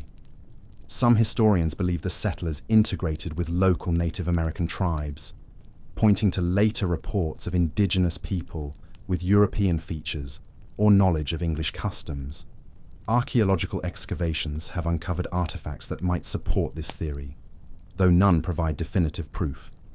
Other researchers have suggested that the colonists attempted to sail back to England on their own, only to perish at sea when their makeshift vessel proved inadequate for ocean travel. Still, others propose that they were killed in conflicts with hostile tribes, their remains scattered or hidden in locations that have never been discovered. More recent investigations have focused on the possibility that the colonists relocated to the mainland, perhaps establishing a settlement along the Chowan River or in the Chesapeake Bay region. Satellite imagery, ground-penetrating radar, and careful analysis of contemporary maps have identified potential sites where English settlers might have established new communities. Yet despite sophisticated technology and centuries of searching, no conclusive evidence has emerged. What makes the Roanoke mystery particularly haunting is not just the disappearance itself, but the complete absence of resolution. Unlike other historical mysteries that leave tantalizing clues or partial answers, Roanoke offers only silence. The colonists simply stepped out of history, leaving behind a void that has resisted every attempt to fill it. The lost colony has become more than a historical puzzle. It has evolved into a cultural touchstone, a story that speaks to deeper anxieties about the precariousness of civilization and the thin line between survival and disappearance. In a new world that promised endless opportunities for reinvention, the Roanoke colonists discovered instead how quickly the familiar could become alien, how swiftly hope could transform into mystery. Their story reminds us that the civilizations we've explored throughout this journey, from the great cities of the Maya to the trading networks of the Sogdians, all faced moments when their continued existence hung in the balance. Some found ways to adapt and survive. Others faded gradually into history. And a few, like Roanoke, simply vanished into questions that may never be answered. The windswept shores of Roanoke Island still receive visitors today, people drawn by the mystery and the melancholy beauty of a place where dreams of a new world met an inexplicable end. The island remembers nothing of what happened here 4 centuries ago, offers no whispers of revelation or closure. It simply endures, as islands do, while the stories of those who once called it home drift like sea mist through the corridors of time. Standing on that shore today, watching the same tides that once lapped at the feet of Virginia Dare and her fellow colonists, one cannot help but wonder about the fragility of all human endeavors. How quickly the familiar can become foreign, how easily the permanent can prove temporary, and how often the stories we think we know best are the ones that guard their secrets most jealously. Standing in the shadow of massive stone pillars, their surfaces carved with enigmatic symbols that speak a language we have yet to fully understand, we find ourselves at one of archaeology's most intriguing puzzles. Here in southeastern Turkey, where rolling hills meet the edge of Mesopotamia, lies Göbekli Tepe, a site that has fundamentally changed our understanding of early human civilization. Built over 11,000 years ago, predating Stonehenge by roughly 6,000 years, and the Egyptian pyramids by 7,000, Göbekli Tepe emerged during a time when humans were still primarily hunter-gatherers. Yet the sophistication of its construction suggests something far more complex than the simple nomadic societies we once imagined. The site consists of massive circular enclosures, each centered around enormous T-shaped limestone pillars that tower up to 18 feet high and weigh as much as 16 tons. These aren't crude markers hastily erected by wandering tribes. They're precisely carved monuments, their surfaces adorned with intricate reliefs of animals: lions, scorpions, snakes, wild boar and birds of prey, rendered with remarkable artistic skill. What makes this even more extraordinary is the sheer scale of organization required. Moving and positioning these massive stones would have demanded coordinated effort from hundreds of people working together over extended periods. This challenges everything we thought we knew about pre-agricultural societies, which were supposedly too small and mobile to undertake such monumental projects. The pillars themselves seem to represent stylized human figures, with arms carved along their sides and belts etched around their middle sections. Some researchers interpret them as ancient deities or ancestor spirits, standing eternal watch over sacred gathering spaces. The animals carved into their surfaces may represent totems, spiritual guardians, or mythological narratives that helped bind communities together. But perhaps the most puzzling aspect of Göbekli Tepe isn't what was built, it's what happened next. Around 8,000 years ago, at the height of the site's use, the entire complex was deliberately buried, not abandoned, not destroyed by invaders or natural disaster, but carefully, systematically covered with tons of earth and stone. The people who built it made a conscious decision to hide it from the world. Why would a civilization invest generations of labor into creating such a magnificent site, only to bury it completely? Some theories suggest it was part of a grand ritual cycle, where the act of burial itself held profound spiritual meaning. Others propose that social or religious changes made the site obsolete, requiring its respectful interment. Still others wonder if external pressures, climate shifts, population changes, or ideological conflicts forced this dramatic decision. The timing is significant. The burial of Göbekli Tepe coincides roughly with the emergence of agriculture in the region, leading some researchers to speculate that the transition from hunting and gathering to farming fundamentally altered the social and spiritual landscape. Perhaps the old ways of communing with the divine, centered around these grand stone circles, no longer fit the new sedentary lifestyle. Recent excavations have revealed that Göbekli Tepe was far from isolated. The surrounding region is dotted with similar sites, suggesting a widespread culture of monument building that we're only beginning to understand. Ground-penetrating radar has detected numerous structures still buried beneath the soil, hinting that what we've uncovered so far represents only a fraction of what lies hidden. The implications stretch far beyond archaeology. Göbekli Tepe suggests that complex religious and social organization preceded agriculture, not the other way around. It's possible that the need to gather regularly at these sacred sites actually drove the development of farming, as communities sought more reliable food sources to support large ceremonial gatherings. Who were these builders? Without written records, we can only piece together their story from stone and artifact. They lived during the pre-pottery Neolithic period, a time of dramatic climate change as the last ice age gave way to warmer conditions. They hunted gazelle, aurochs, and wild boar across landscapes that were transitioning from cold steppes to more diverse ecosystems. Their toolkit was sophisticated for its time: sharp obsidian blades, polished stone tools, and evidence of long-distance trade networks that brought materials from hundreds of miles away. They understood astronomy well enough to align their structures with celestial events, and they possessed artistic vision sophisticated enough to transform raw stone into powerful symbolic statements.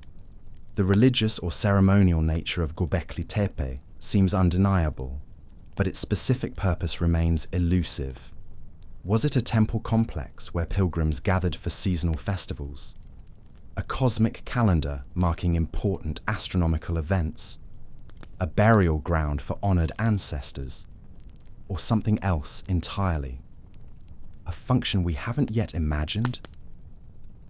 What we do know is that it represents a pivotal moment in human development, when our ancestors first demonstrated the ability to conceive and execute projects that extended far beyond immediate survival needs.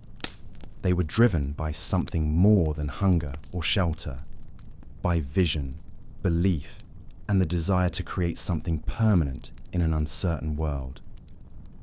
Today, as archaeologists continue their careful excavation, each new discovery adds another piece to this ancient puzzle. The site challenges our assumptions about the past and reminds us that human creativity and spiritual yearning are far older than we once believed. Standing among these ancient stones, feeling the weight of millennia pressing down through the clear Turkish sky, one can't help but wonder what other secrets lie buried beneath our feet. How many other civilizations have we yet to discover? How many other stories are waiting to be told? Göbekli Tepe serves as a humbling reminder that history is far deeper and more mysterious than we imagine. It speaks to the enduring human need to reach beyond the mundane, to create meaning through monument and ritual, and to leave behind something that will outlast our brief passage through time. The builders of Göbekli Tepe may have buried their great work, but they couldn't bury the questions it raises, or the wonder it inspires. Tonight we come to a time when the balance of power was shifting across the ancient world. By the 8th century BCE, the great civilizations we've encountered were entering new phases of their existence, some reaching their twilight, others beginning their rise. But in the shadows of these better-known empires, smaller cultures continued to flourish, adapt, and quietly shape the world around them. This brings us to the story of a people whose influence far exceeded their size, whose innovations would echo through millennia, yet whose very identity has been largely forgotten by history. Along the eastern shores of the Mediterranean, in the coastal cities of what we now call Lebanon and Syria, lived the Phoenicians. The Phoenicians never called themselves by that name. To the Greeks, who coined the term, they were the Purple People, named for the precious murex dye that coloured the robes of kings. But to themselves, they were simply the people of their cities: Tyrians, Sidonians, Biblians. They had no grand empire, no single ruler, no unified kingdom. Instead, they were a collection of independent city-states, each with its own character, its own gods, and its own ambitions. What united them was not politics, but the sea. The Mediterranean wasn't a barrier to the Phoenicians, it was a highway. While other civilizations built walls and armies to expand their territories, the Phoenicians built ships. Their vessels, crafted from the famous cedars of Lebanon, were marvels of ancient engineering. Sleek, sturdy, and designed for long voyages, these ships could carry cargo, colonists, and culture to the farthest reaches of the known world. From their coastal cities, Phoenician merchants set sail into waters that others feared to cross. They established trading posts and colonies across the Mediterranean, from Cyprus to Spain, from North Africa to the islands of Sardinia and Sicily.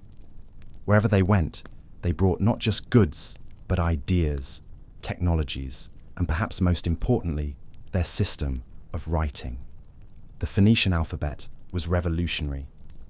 Unlike the complex hieroglyphs of Egypt or the cumbersome cuneiform of Mesopotamia, Phoenician script was simple, efficient, and adaptable. With just 22 letters, all consonants, a merchant could learn to read and write in a matter of weeks rather than years. This wasn't just a tool for scribes and priests. It was a technology that could be used by anyone who needed to keep records, send messages, or mark their goods. As Phoenician traders spread across the Mediterranean, so did their alphabet. The Greeks adopted it, adding vowels to create the script that would give us Homer's epics and Plato's dialogues. The Romans modified it further, creating the letters we still use today. The Hebrew, Arabic, and countless other writing systems all trace their roots back to those first Phoenician merchants who needed a simple way to mark their cargo and record their deals. But the Phoenicians were more than just middlemen. They were master craftsmen, renowned throughout the ancient world for their skill in working glass, metal, and textiles. Phoenician glass blowers created vessels of extraordinary beauty and clarity. Their metalworkers produced intricate bronze bowls, silver cups, and gold jewelry that adorned the palaces of kings from Assyria to Egypt.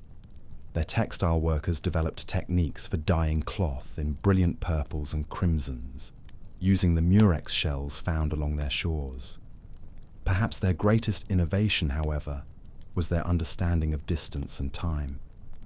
While other civilizations measured their world in days of walking or riding, the Phoenicians thought in terms of sailing seasons and wind patterns. They developed sophisticated knowledge of navigation, astronomy, and geography. They understood currents and weather, the positions of stars, and the subtle signs that could guide a ship safely to harbor. This knowledge allowed them to venture further than anyone had gone before. Phoenician ships may have reached Britain in search of tin, sailed down the African coast in search of gold and ivory, and possibly even crossed the Atlantic centuries before Columbus. One famous expedition, commissioned by the Egyptian pharaoh Necho around 600 BCE, reportedly circumnavigated Africa, a feat that wouldn't be officially repeated until the Portuguese expeditions of the 15th century. Their most famous colony was Carthage, founded in the 9th century BCE on the coast of modern-day Tunisia. What began as a trading post grew into a powerful city-state in its own right, eventually challenging Rome for control of the Western Mediterranean. The Punic Wars, as the Romans called them, were essentially conflicts between two very different visions of power: Roman territorial conquest versus Phoenician commercial dominance. Yet for all their success, the Phoenicians remained curiously ephemeral. They built no great monuments to themselves, no towering ziggurats or massive pyramids. Their cities were practical rather than grandiose, designed for commerce rather than ceremony. They worshipped their gods, Baal, Astarte, Melkart, but their temples were modest compared to the great religious complexes of other civilizations. This practical approach served them well for centuries. While empires rose and fell around them, the Phoenician cities adapted, survived, and continued to trade. They paid tribute when necessary, formed alliances when profitable, and always kept their ships ready to sail to new opportunities. But by the 6th century BCE, the world was changing in ways that would challenge even Phoenician adaptability. The rise of the Persian Empire brought a new kind of order to the Eastern Mediterranean. The growing power of Greek city-states introduced new forms of warfare and politics, and the emergence of Rome in the West would eventually create a rival that valued conquest over commerce. One by one, the Phoenician cities lost their independence. Tyre fell to Alexander the Great after a siege that lasted 7 months. Sidon was absorbed into the Hellenistic kingdoms that followed. The great colony of Carthage was destroyed by Rome in 146 BCE, its people killed or enslaved, its very soil ploughed with salt to ensure nothing would ever grow there again. The Phoenicians didn't disappear overnight. Their merchants continued to trade, Their craftsmen continued to create. Their sailors continued to navigate the Mediterranean. But their distinctive culture gradually blended into the larger Hellenistic world. Their language gave way to Greek and Latin, and their identity faded into the broader currents of history. What remains of the Phoenicians today? Their alphabet, transformed but recognizable in every letter we write. Their techniques for making glass, working metal, and dyeing cloth, passed down through generations of craftsmen. Their knowledge of navigation and seamanship, which opened the Mediterranean to trade and cultural exchange.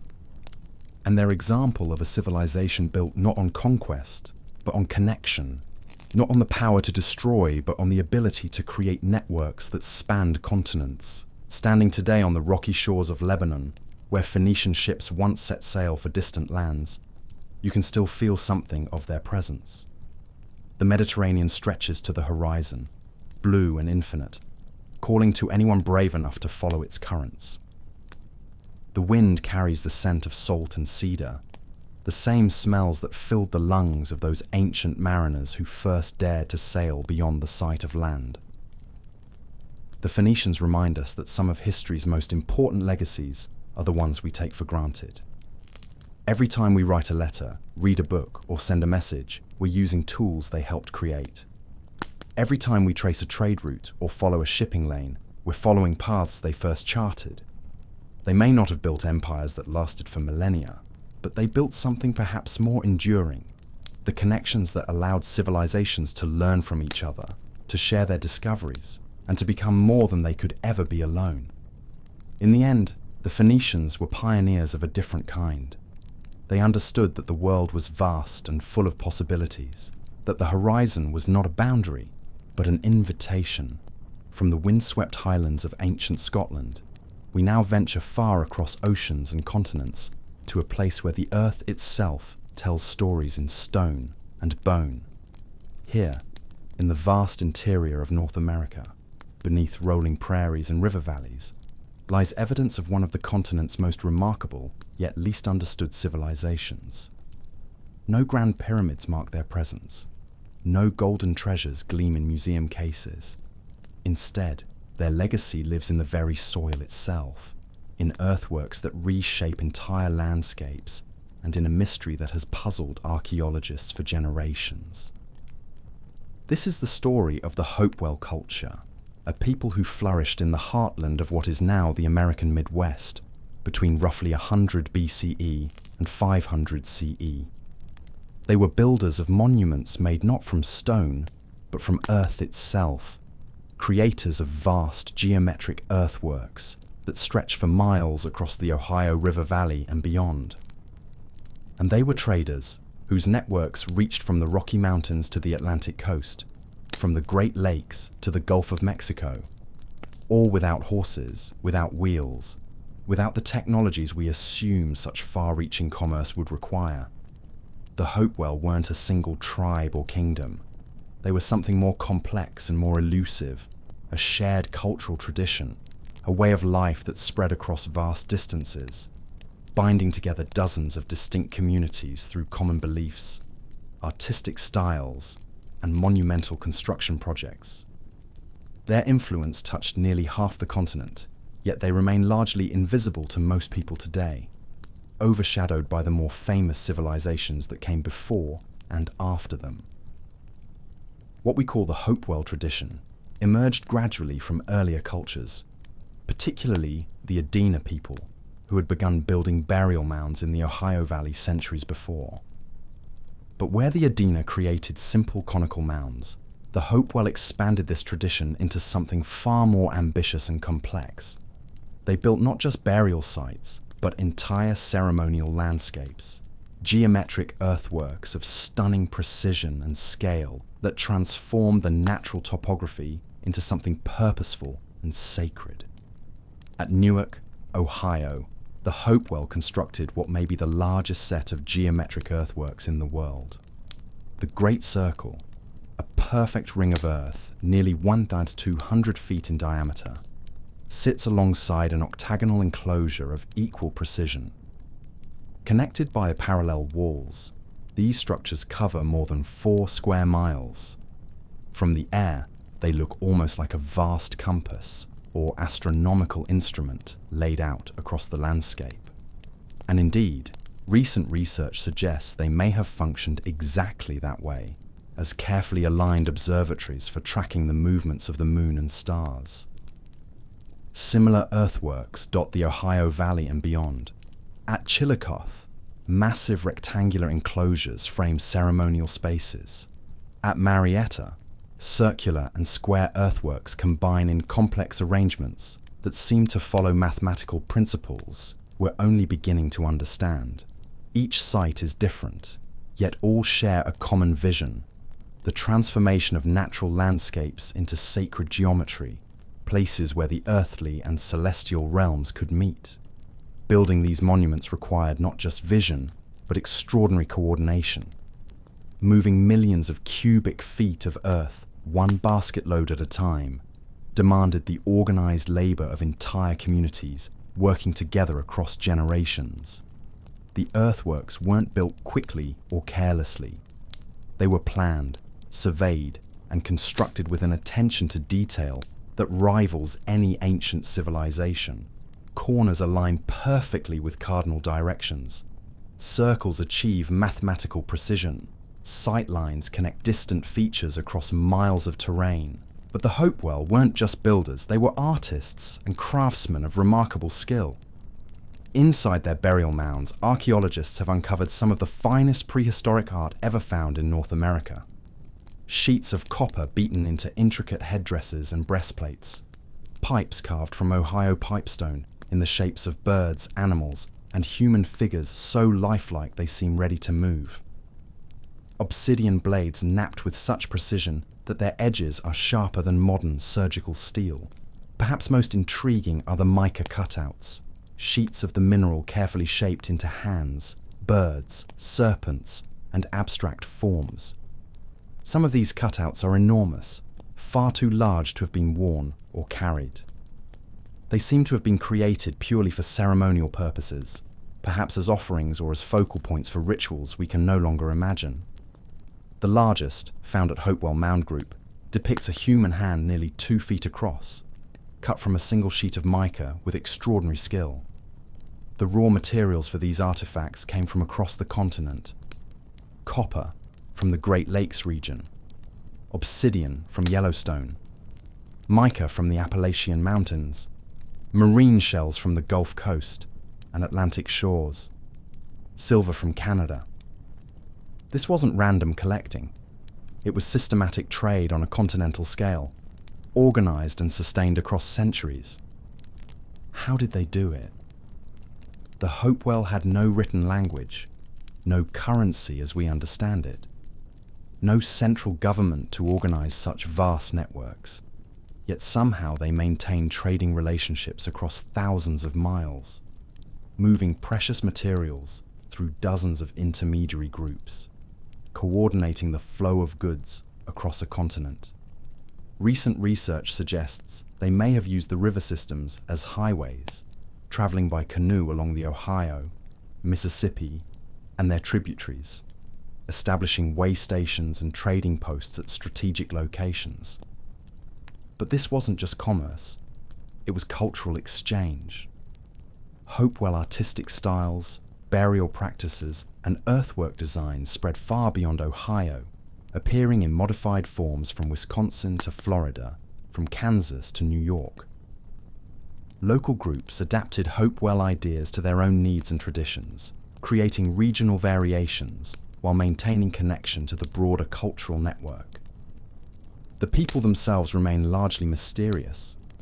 Unlike later Mississippian cultures, the Hopewell seem to have maintained relatively egalitarian societies. While some individuals were clearly buried with greater wealth and ceremony than others, there's little evidence of the extreme social stratification seen in other complex societies. Their settlements were modest, dispersed farmsteads and small villages rather than dense urban centers. They practiced agriculture, but also relied heavily on hunting, fishing, and gathering wild foods. Their spiritual world was rich and complex, though much of it remains beyond our understanding. The careful astronomical alignments of their earthworks suggest they tracked celestial cycles with precision. The animal forms in their art, bears, birds, serpents, and others, likely held symbolic meaning tied to seasonal cycles, spiritual beliefs, or clan identities.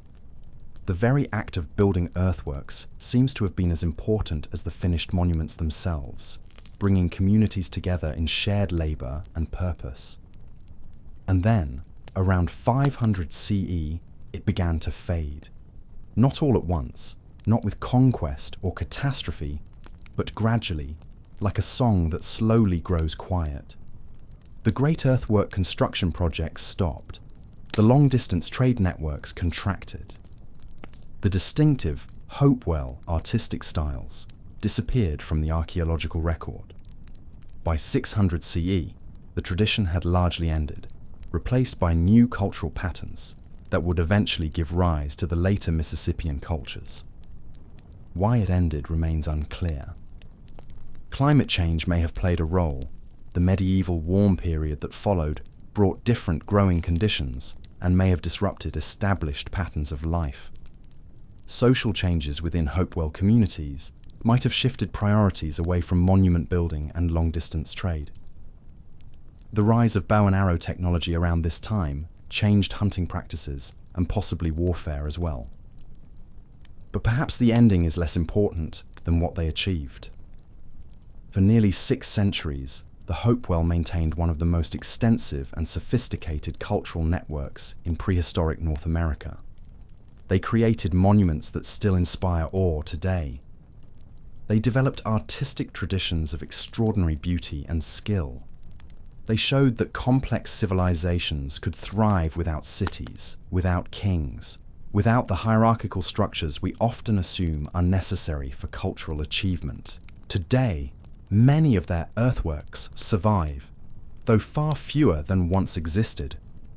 Urban development, agriculture, and simple neglect have claimed hundreds of sites over the past 2 centuries. Those that remain are treasured, protected as parks, studied by archaeologists, and increasingly recognized for their true significance. Newark's earthworks, for instance, have been nominated for UNESCO World Heritage status, an acknowledgement of their global importance. Walking through these ancient monuments today, you can still feel something of their original power. The earth walls rise around you, framing views of sky and horizon with purposeful precision. The scale becomes apparent gradually. These aren't just mounds, but architectural statements, ways of reshaping entire landscapes to human vision and spiritual need. The Hopewell remind us that civilizations can take many forms. They don't always announce themselves with towering buildings or written proclamations. Sometimes they speak more quietly, in the patient movement of earth, in the careful placement of stone, in networks of relationship and exchange that span continents without leaving obvious traces. They show us that monuments need not be made of marble to endure, that art need not be preserved in museums to move us across centuries. Their legacy lives on not just in the earthworks themselves, but in the questions they raise about what civilization means, what humans can accomplish through cooperation and shared vision, and how cultures can thrive by working with the landscape rather than imposing themselves upon it. In an age when we're relearning the importance of sustainable practices and community cooperation, the Hopewell offer a different model, one based not on extraction and accumulation, but on transformation and connection. The mysteries they left behind, the precise purpose of their earthworks, the meaning of their artistic symbols, the exact nature of their trading networks, may never be fully solved. But perhaps that's as it should be. Some stories are meant to be felt rather than fully understood, experienced rather than explained. The Hopewell built their monuments not just for their own time, but for all time, creating places where past and present earth and sky, human intention and natural beauty could meet in quiet harmony. Across the sweep of human history, we've seen how civilizations can vanish in the space of a generation, their voices silenced by conquest, climate, or the simple passage of time. We've watched empires crumble, cities empty, and entire peoples fade into the whisper of wind through abandoned ruins. But what happens when the collapse isn't sudden? What happens when a civilization doesn't fall with fire and sword, but slowly, quietly transforms into something else entirely? When the very ground beneath an empire shifts, not in earthquake, but in belief? This is the story of a transformation so profound, so complete, that it reshaped not just one empire, but the entire trajectory of human civilization. It's the story of how the mightiest empire the world had ever known didn't collapse. It converted. How in the span of a few crucial decades, the Roman Empire, built on the blood of gladiators and the prayers to 1,000 gods, became the foundation of something entirely new. This is the story of how Christianity didn't just survive the Roman Empire, it conquered it from within. The year is 312 CE. Constantine stands at the Milvian Bridge, just outside Rome, preparing for a battle that will determine not just the fate of the empire, but the fate of the world. His enemy, Maxentius, commands the city, the legions, and the favor of the old gods. Constantine has his army, his ambition, and, according to legend, a vision that will change everything. Whether divine vision or brilliant political calculation, Constantine orders his soldiers to paint the Christian symbol on their shields. By sunset the next day, Maxentius is dead, Constantine is emperor, and the world has shifted on its axis. But this wasn't the beginning of Christianity's rise in Rome. That story started centuries earlier, in the shadow of Nero's persecutions, in the hidden catacombs beneath the city, in the quiet courage of believers who chose death rather than deny their faith. What makes the Christian transformation of Rome so remarkable isn't just that it happened, but how it happened. This wasn't conquest by sword or siege. This was conquest by conviction, by community, by the slow, steady power of belief spreading through the empire like roots through stone. The early Christians were everything Rome should have despised. They were largely poor, often slaves, frequently women, people with no political power, no armies, no wealth. They refused to honor the emperor as divine, wouldn't serve in the legions, and gathered in secret to worship a crucified carpenter from a backwater province.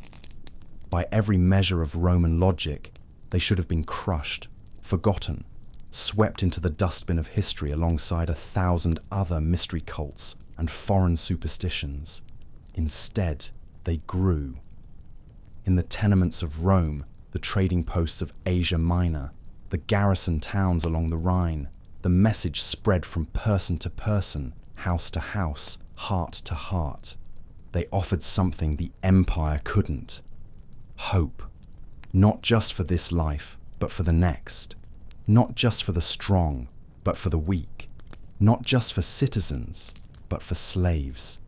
In a world built on hierarchy, they preached equality.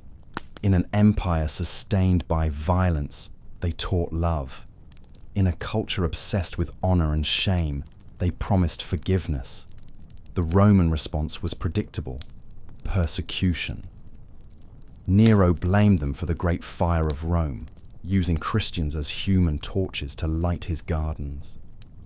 Domitian hunted them through the streets. Decius demanded empire-wide sacrifice to the gods, with certificates to prove compliance. Those who refused faced exile, torture, death. The arena became a theatre of martyrdom, where Christians died not as criminals, but as witnesses, their blood becoming seed for a faith that only grew stronger under pressure. But persecution had an unintended consequence. Every martyr became an advertisement for Christian conviction. Every execution raised the question: what could make someone choose death over a simple pinch of incense on an altar?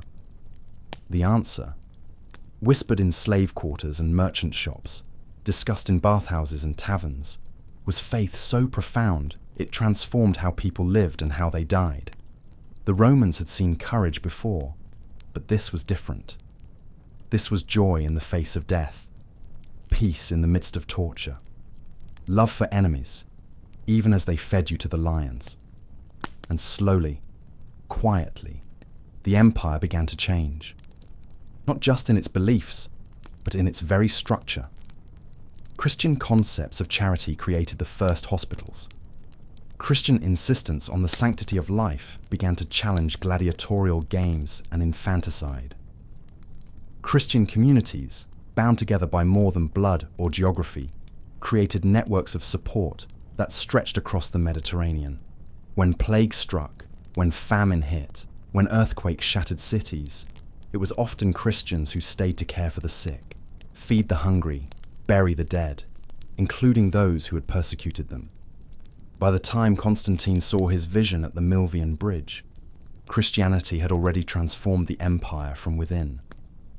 His conversion wasn't the beginning of that transformation. It was recognition of a reality that already existed. The emperor who claimed to have conquered in the sign of the cross was himself conquered by a faith that had spent 3 centuries conquering Rome one heart at a time. Constantine's reign marked the beginning of the end for the old Rome and the birth of something new. The Edict of Milan granted religious freedom throughout the empire. Christian bishops found themselves dining with senators. Churches rose where temples once stood. The cross, once a symbol of shame and execution, became the standard of imperial power. Within a generation, Christian emperors were closing pagan temples, banning sacrifice, and making Christianity not just legal, but preferred. Yet this victory came with its own shadows. The church that had flourished under persecution struggled with prosperity. Bishops, who had once hidden in catacombs, now lived in palaces. Theological debates that had once been whispered in house churches now split empires and toppled governments. The faith that had united slave and free, Roman and barbarian, now found itself fractured by arguments over the nature of Christ, the role of icons, the authority of bishops. The church that had conquered Rome was itself being conquered by the very power it had sought to transform. The transformation wasn't complete, wasn't perfect, wasn't without cost. Pagan traditions didn't disappear overnight. They were absorbed, adapted, woven into the fabric of Christian practice. Roman administrative skills shaped church hierarchy. Greek philosophy influenced Christian theology. The empire's vast communication network spread not just imperial edicts, but Christian doctrine. Rome didn't become Christian as much as Christianity became Roman, taking on the empire's strengths and weaknesses, its organizational genius and its hunger for power. As the Western Empire crumbled under barbarian invasions and economic collapse, it was the Christian church that preserved not just the faith, but the culture. Monasteries became libraries, bishops became governors, and the Pope became the heir of Caesar in all but name. When the last Roman emperor was deposed in 476 CE, it was a Christian king who took his place, ruling in the name of a god whose followers had once been fed to lions in Roman arenas. The old gods didn't die all at once. In remote villages, ancient rituals persisted for centuries, slowly transformed into Christian festivals. Their meanings changed, but their rhythms preserved. Jupiter became a saint, Minerva became Mary. The Sol Invictus became the light of the world. The empire that had once absorbed foreign gods by making them Roman now found itself absorbed by a foreign god who made it Christian. What happened to Rome wasn't unique, but it was unprecedented in scale. Never before had an empire so vast, so powerful, so confident in its own superiority, been transformed so completely by the very people it had sought to suppress. The civilization that had built its identity on conquest found itself conquered not by superior force, but by superior hope. The culture that had celebrated strength above all else was converted by a message that found strength in weakness, victory in surrender, life in death. This transformation echoes through history in ways both obvious and subtle. Every hospital, every university, every charitable organization carries DNA from those early Christian communities in Rome. Every debate about justice, equality, and human dignity draws on concepts first tested in the tension between Roman power and Christian conscience. Every revolution that claims to speak for the poor and oppressed borrows language first whispered in house churches and catacombs. But perhaps the deepest lesson of Christianity's conquest of Rome isn't about religion at all. It's about the power of ideas to reshape reality, the ability of conviction to overcome force, the possibility that the most profound changes in human history happen not in palaces or battlefields, but in hearts and minds. The Roman Empire fell not because its legions failed or its economy collapsed, but because its people stopped believing in what it represented. They found something better, something that spoke to their deepest needs and highest aspirations. The Christians who gathered in secret during Nero's reign couldn't have imagined that their crucified carpenter would one day be worshipped in the halls of power. The emperors who fed believers to lions couldn't have foreseen that their successors would kneel before the cross. The senators who mocked Christian superstition couldn't have predicted that their grandsons would debate theology in the forum where gladiators once fought for their lives. History is full of civilizations that rose and fell, empires that conquered and were conquered, peoples who built monuments to their glory only to watch them crumble into dust. But the transformation of Rome by Christianity reminds us that the most lasting conquests aren't always the most visible. Sometimes the revolution happens so gradually, so quietly, that only in looking back can we see how completely the world has changed. As we near the end of our journey through lost and transformed civilizations, the story of Christian Rome stands as both ending and beginning. An ending to the ancient world of multiple gods and imperial cults, a beginning to the medieval world of one God and universal church. A civilization that didn't simply collapse or fade away, but was reborn in a form its founders could never have imagined. The voices of those early Christians, Paul writing letters from prison, Perpetua facing the arena, Augustine wrestling with philosophy and faith, still echo through the centuries. They remind us that civilizations don't just disappear into the silence of history. Sometimes they transform. Sometimes they rise again in new forms. Sometimes they live on in ways both expected and surprising. The Rome that fell in 476 CE had already become something else entirely, something that would outlast the legions and the emperors, the aqueducts and the roads. It had become an idea, a faith, a vision of human possibility that continues to shape our world today. In the end, perhaps that's the most profound kind of survival any civilization can achieve. Not in stone or bronze, but in the thoughts and dreams and hopes of those who come after. From the cloud-wrapped peaks of the Andes to the wind-swept shores of forgotten islands, we've journeyed through the echoes of civilizations that once shaped our world. The Hittites, whose stone tablets preserve the world's oldest peace treaty. The enigmatic Indus Valley, with their sophisticated cities and undeciphered script. The Maya, whose brilliant astronomers and architects left behind pyramids that still pierce the jungle canopy. Each tells us something profound about the human story. But these aren't just tales of the distant past. They're reminders that the thread of civilization is more fragile than we often realize. The Mississippians built earthworks that rivaled European cities. Yet their great center at Cahokia fell silent centuries before Columbus sailed. The Chachapoya carved their cities into Andean cliffs, leaving mummies watching over valleys they once ruled. The Rapa Nui transformed a remote Pacific island into a landscape of giants, then watched their world transform beyond recognition. What strikes you most, perhaps, is how often these stories end not with fire and sword, but with silence.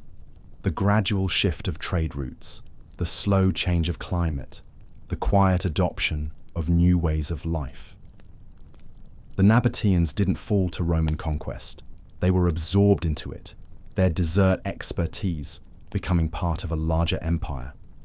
The Sogdians didn't vanish in battle. They melted into the cultures that surrounded them, their merchant networks becoming the foundation for others to build upon. Even when we can read their words, mysteries remain. The Elamites left thousands of cuneiform tablets, yet their language stands alone, unrelated to any other known tongue. The Minoans painted vibrant frescoes of dolphins and dancers, but their Linear A script still guards its secrets after a century of study. The Rongorongo tablets of Easter Island may hold the key to understanding one of the world's most isolated societies, yet they remain as enigmatic as the day they were carved. Some civilizations surprise us with their modernity. The Harappans built cities with sophisticated drainage systems and standardized weights and measures. The Antikythera mechanism reveals that ancient Greeks possessed technological knowledge we're only now beginning to appreciate. The ancestral Puebloans created architectural marvels that still inspire engineers studying passive solar design and sustainable building techniques. Others challenge our assumptions about progress and power. The Çatalhöyük settlement in Turkey shows us a society that may have lived for over a millennium without clear evidence of hierarchy or warfare. The Vinca culture developed what might be Europe's earliest writing system, yet left no monuments to ego or conquest. The Torajan people of Indonesia created elaborate burial practices that continue to this day, showing us how the past can remain vibrantly alive. What unites all these stories is human ingenuity in the face of challenge. Whether carving terraces into mountain slopes, building cities in deserts, or navigating vast oceans in wooden vessels, these civilizations found ways to not just survive, but to create meaning, beauty, and community. They developed art that still moves us, technologies that still amaze us, and ways of life that still have much to teach us. The questions they raise are as relevant today as ever. How do we balance individual achievement with collective well-being? How do we live sustainably in challenging environments? How do we preserve what matters most when everything around us is changing? How do we create systems that endure beyond the lifetimes of their creators? Perhaps most importantly, these lost civilizations remind us that our own moment in history is both precious and temporary. The cities we build, the technologies we develop, the cultures we create, all of it rests on foundations laid by countless others whose names we've forgotten. And someday, future archaeologists may puzzle over our own ruins, wondering who we were and what we believed, piecing together our story from the fragments we leave behind.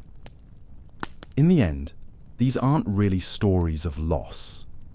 They're stories of continuity. The descendants of the Maya still speak their ancestral languages and tend their traditional crops. The techniques of the ancestral Puebloans live on in modern sustainable architecture. The trade routes pioneered by the Sogdians evolved into the global networks that connect us today. Even when civilizations fade, their innovations, their wisdom, and their dreams find new expression in the cultures that follow. So as we close this exploration of humanity's hidden chapters, we're left not with endings, but with ongoing stories. Every archaeological discovery adds new pages to narratives we thought were finished. Every translation of an ancient text brings forgotten voices back to life. Every recognition of indigenous knowledge systems shows us that the past is never really past. It lives on in the present, shaping our understanding of what it means to be human. The next time you see a piece of turquoise jewelry, remember the vast trade networks that once carried these blue stones across continents. When you encounter a map, think of the Polynesian navigators who found their way across the Pacific using the stars and swells. When you visit a museum and see artifacts in glass cases, remember that each object represents a life, a choice, a moment when someone decided to create something beautiful or useful or meaningful. These lost civilizations aren't truly lost. They're woven into the fabric of who we are today, reminders that human creativity, adaptability, and hope have always found a way to flourish, even in the most challenging circumstances. Their stories continue in ours, and ours will continue in those who come after us, adding new chapters to the endless book of human experience. The echoes of these ancient voices still reach us across the centuries, carried on the wind that blows through empty cities, reflected in the light that falls on weathered stones, preserved in the earth that holds their memory. And if we listen carefully, we can still hear them whispering the eternal human truths, that we are here, that we mattered, and that the story continues.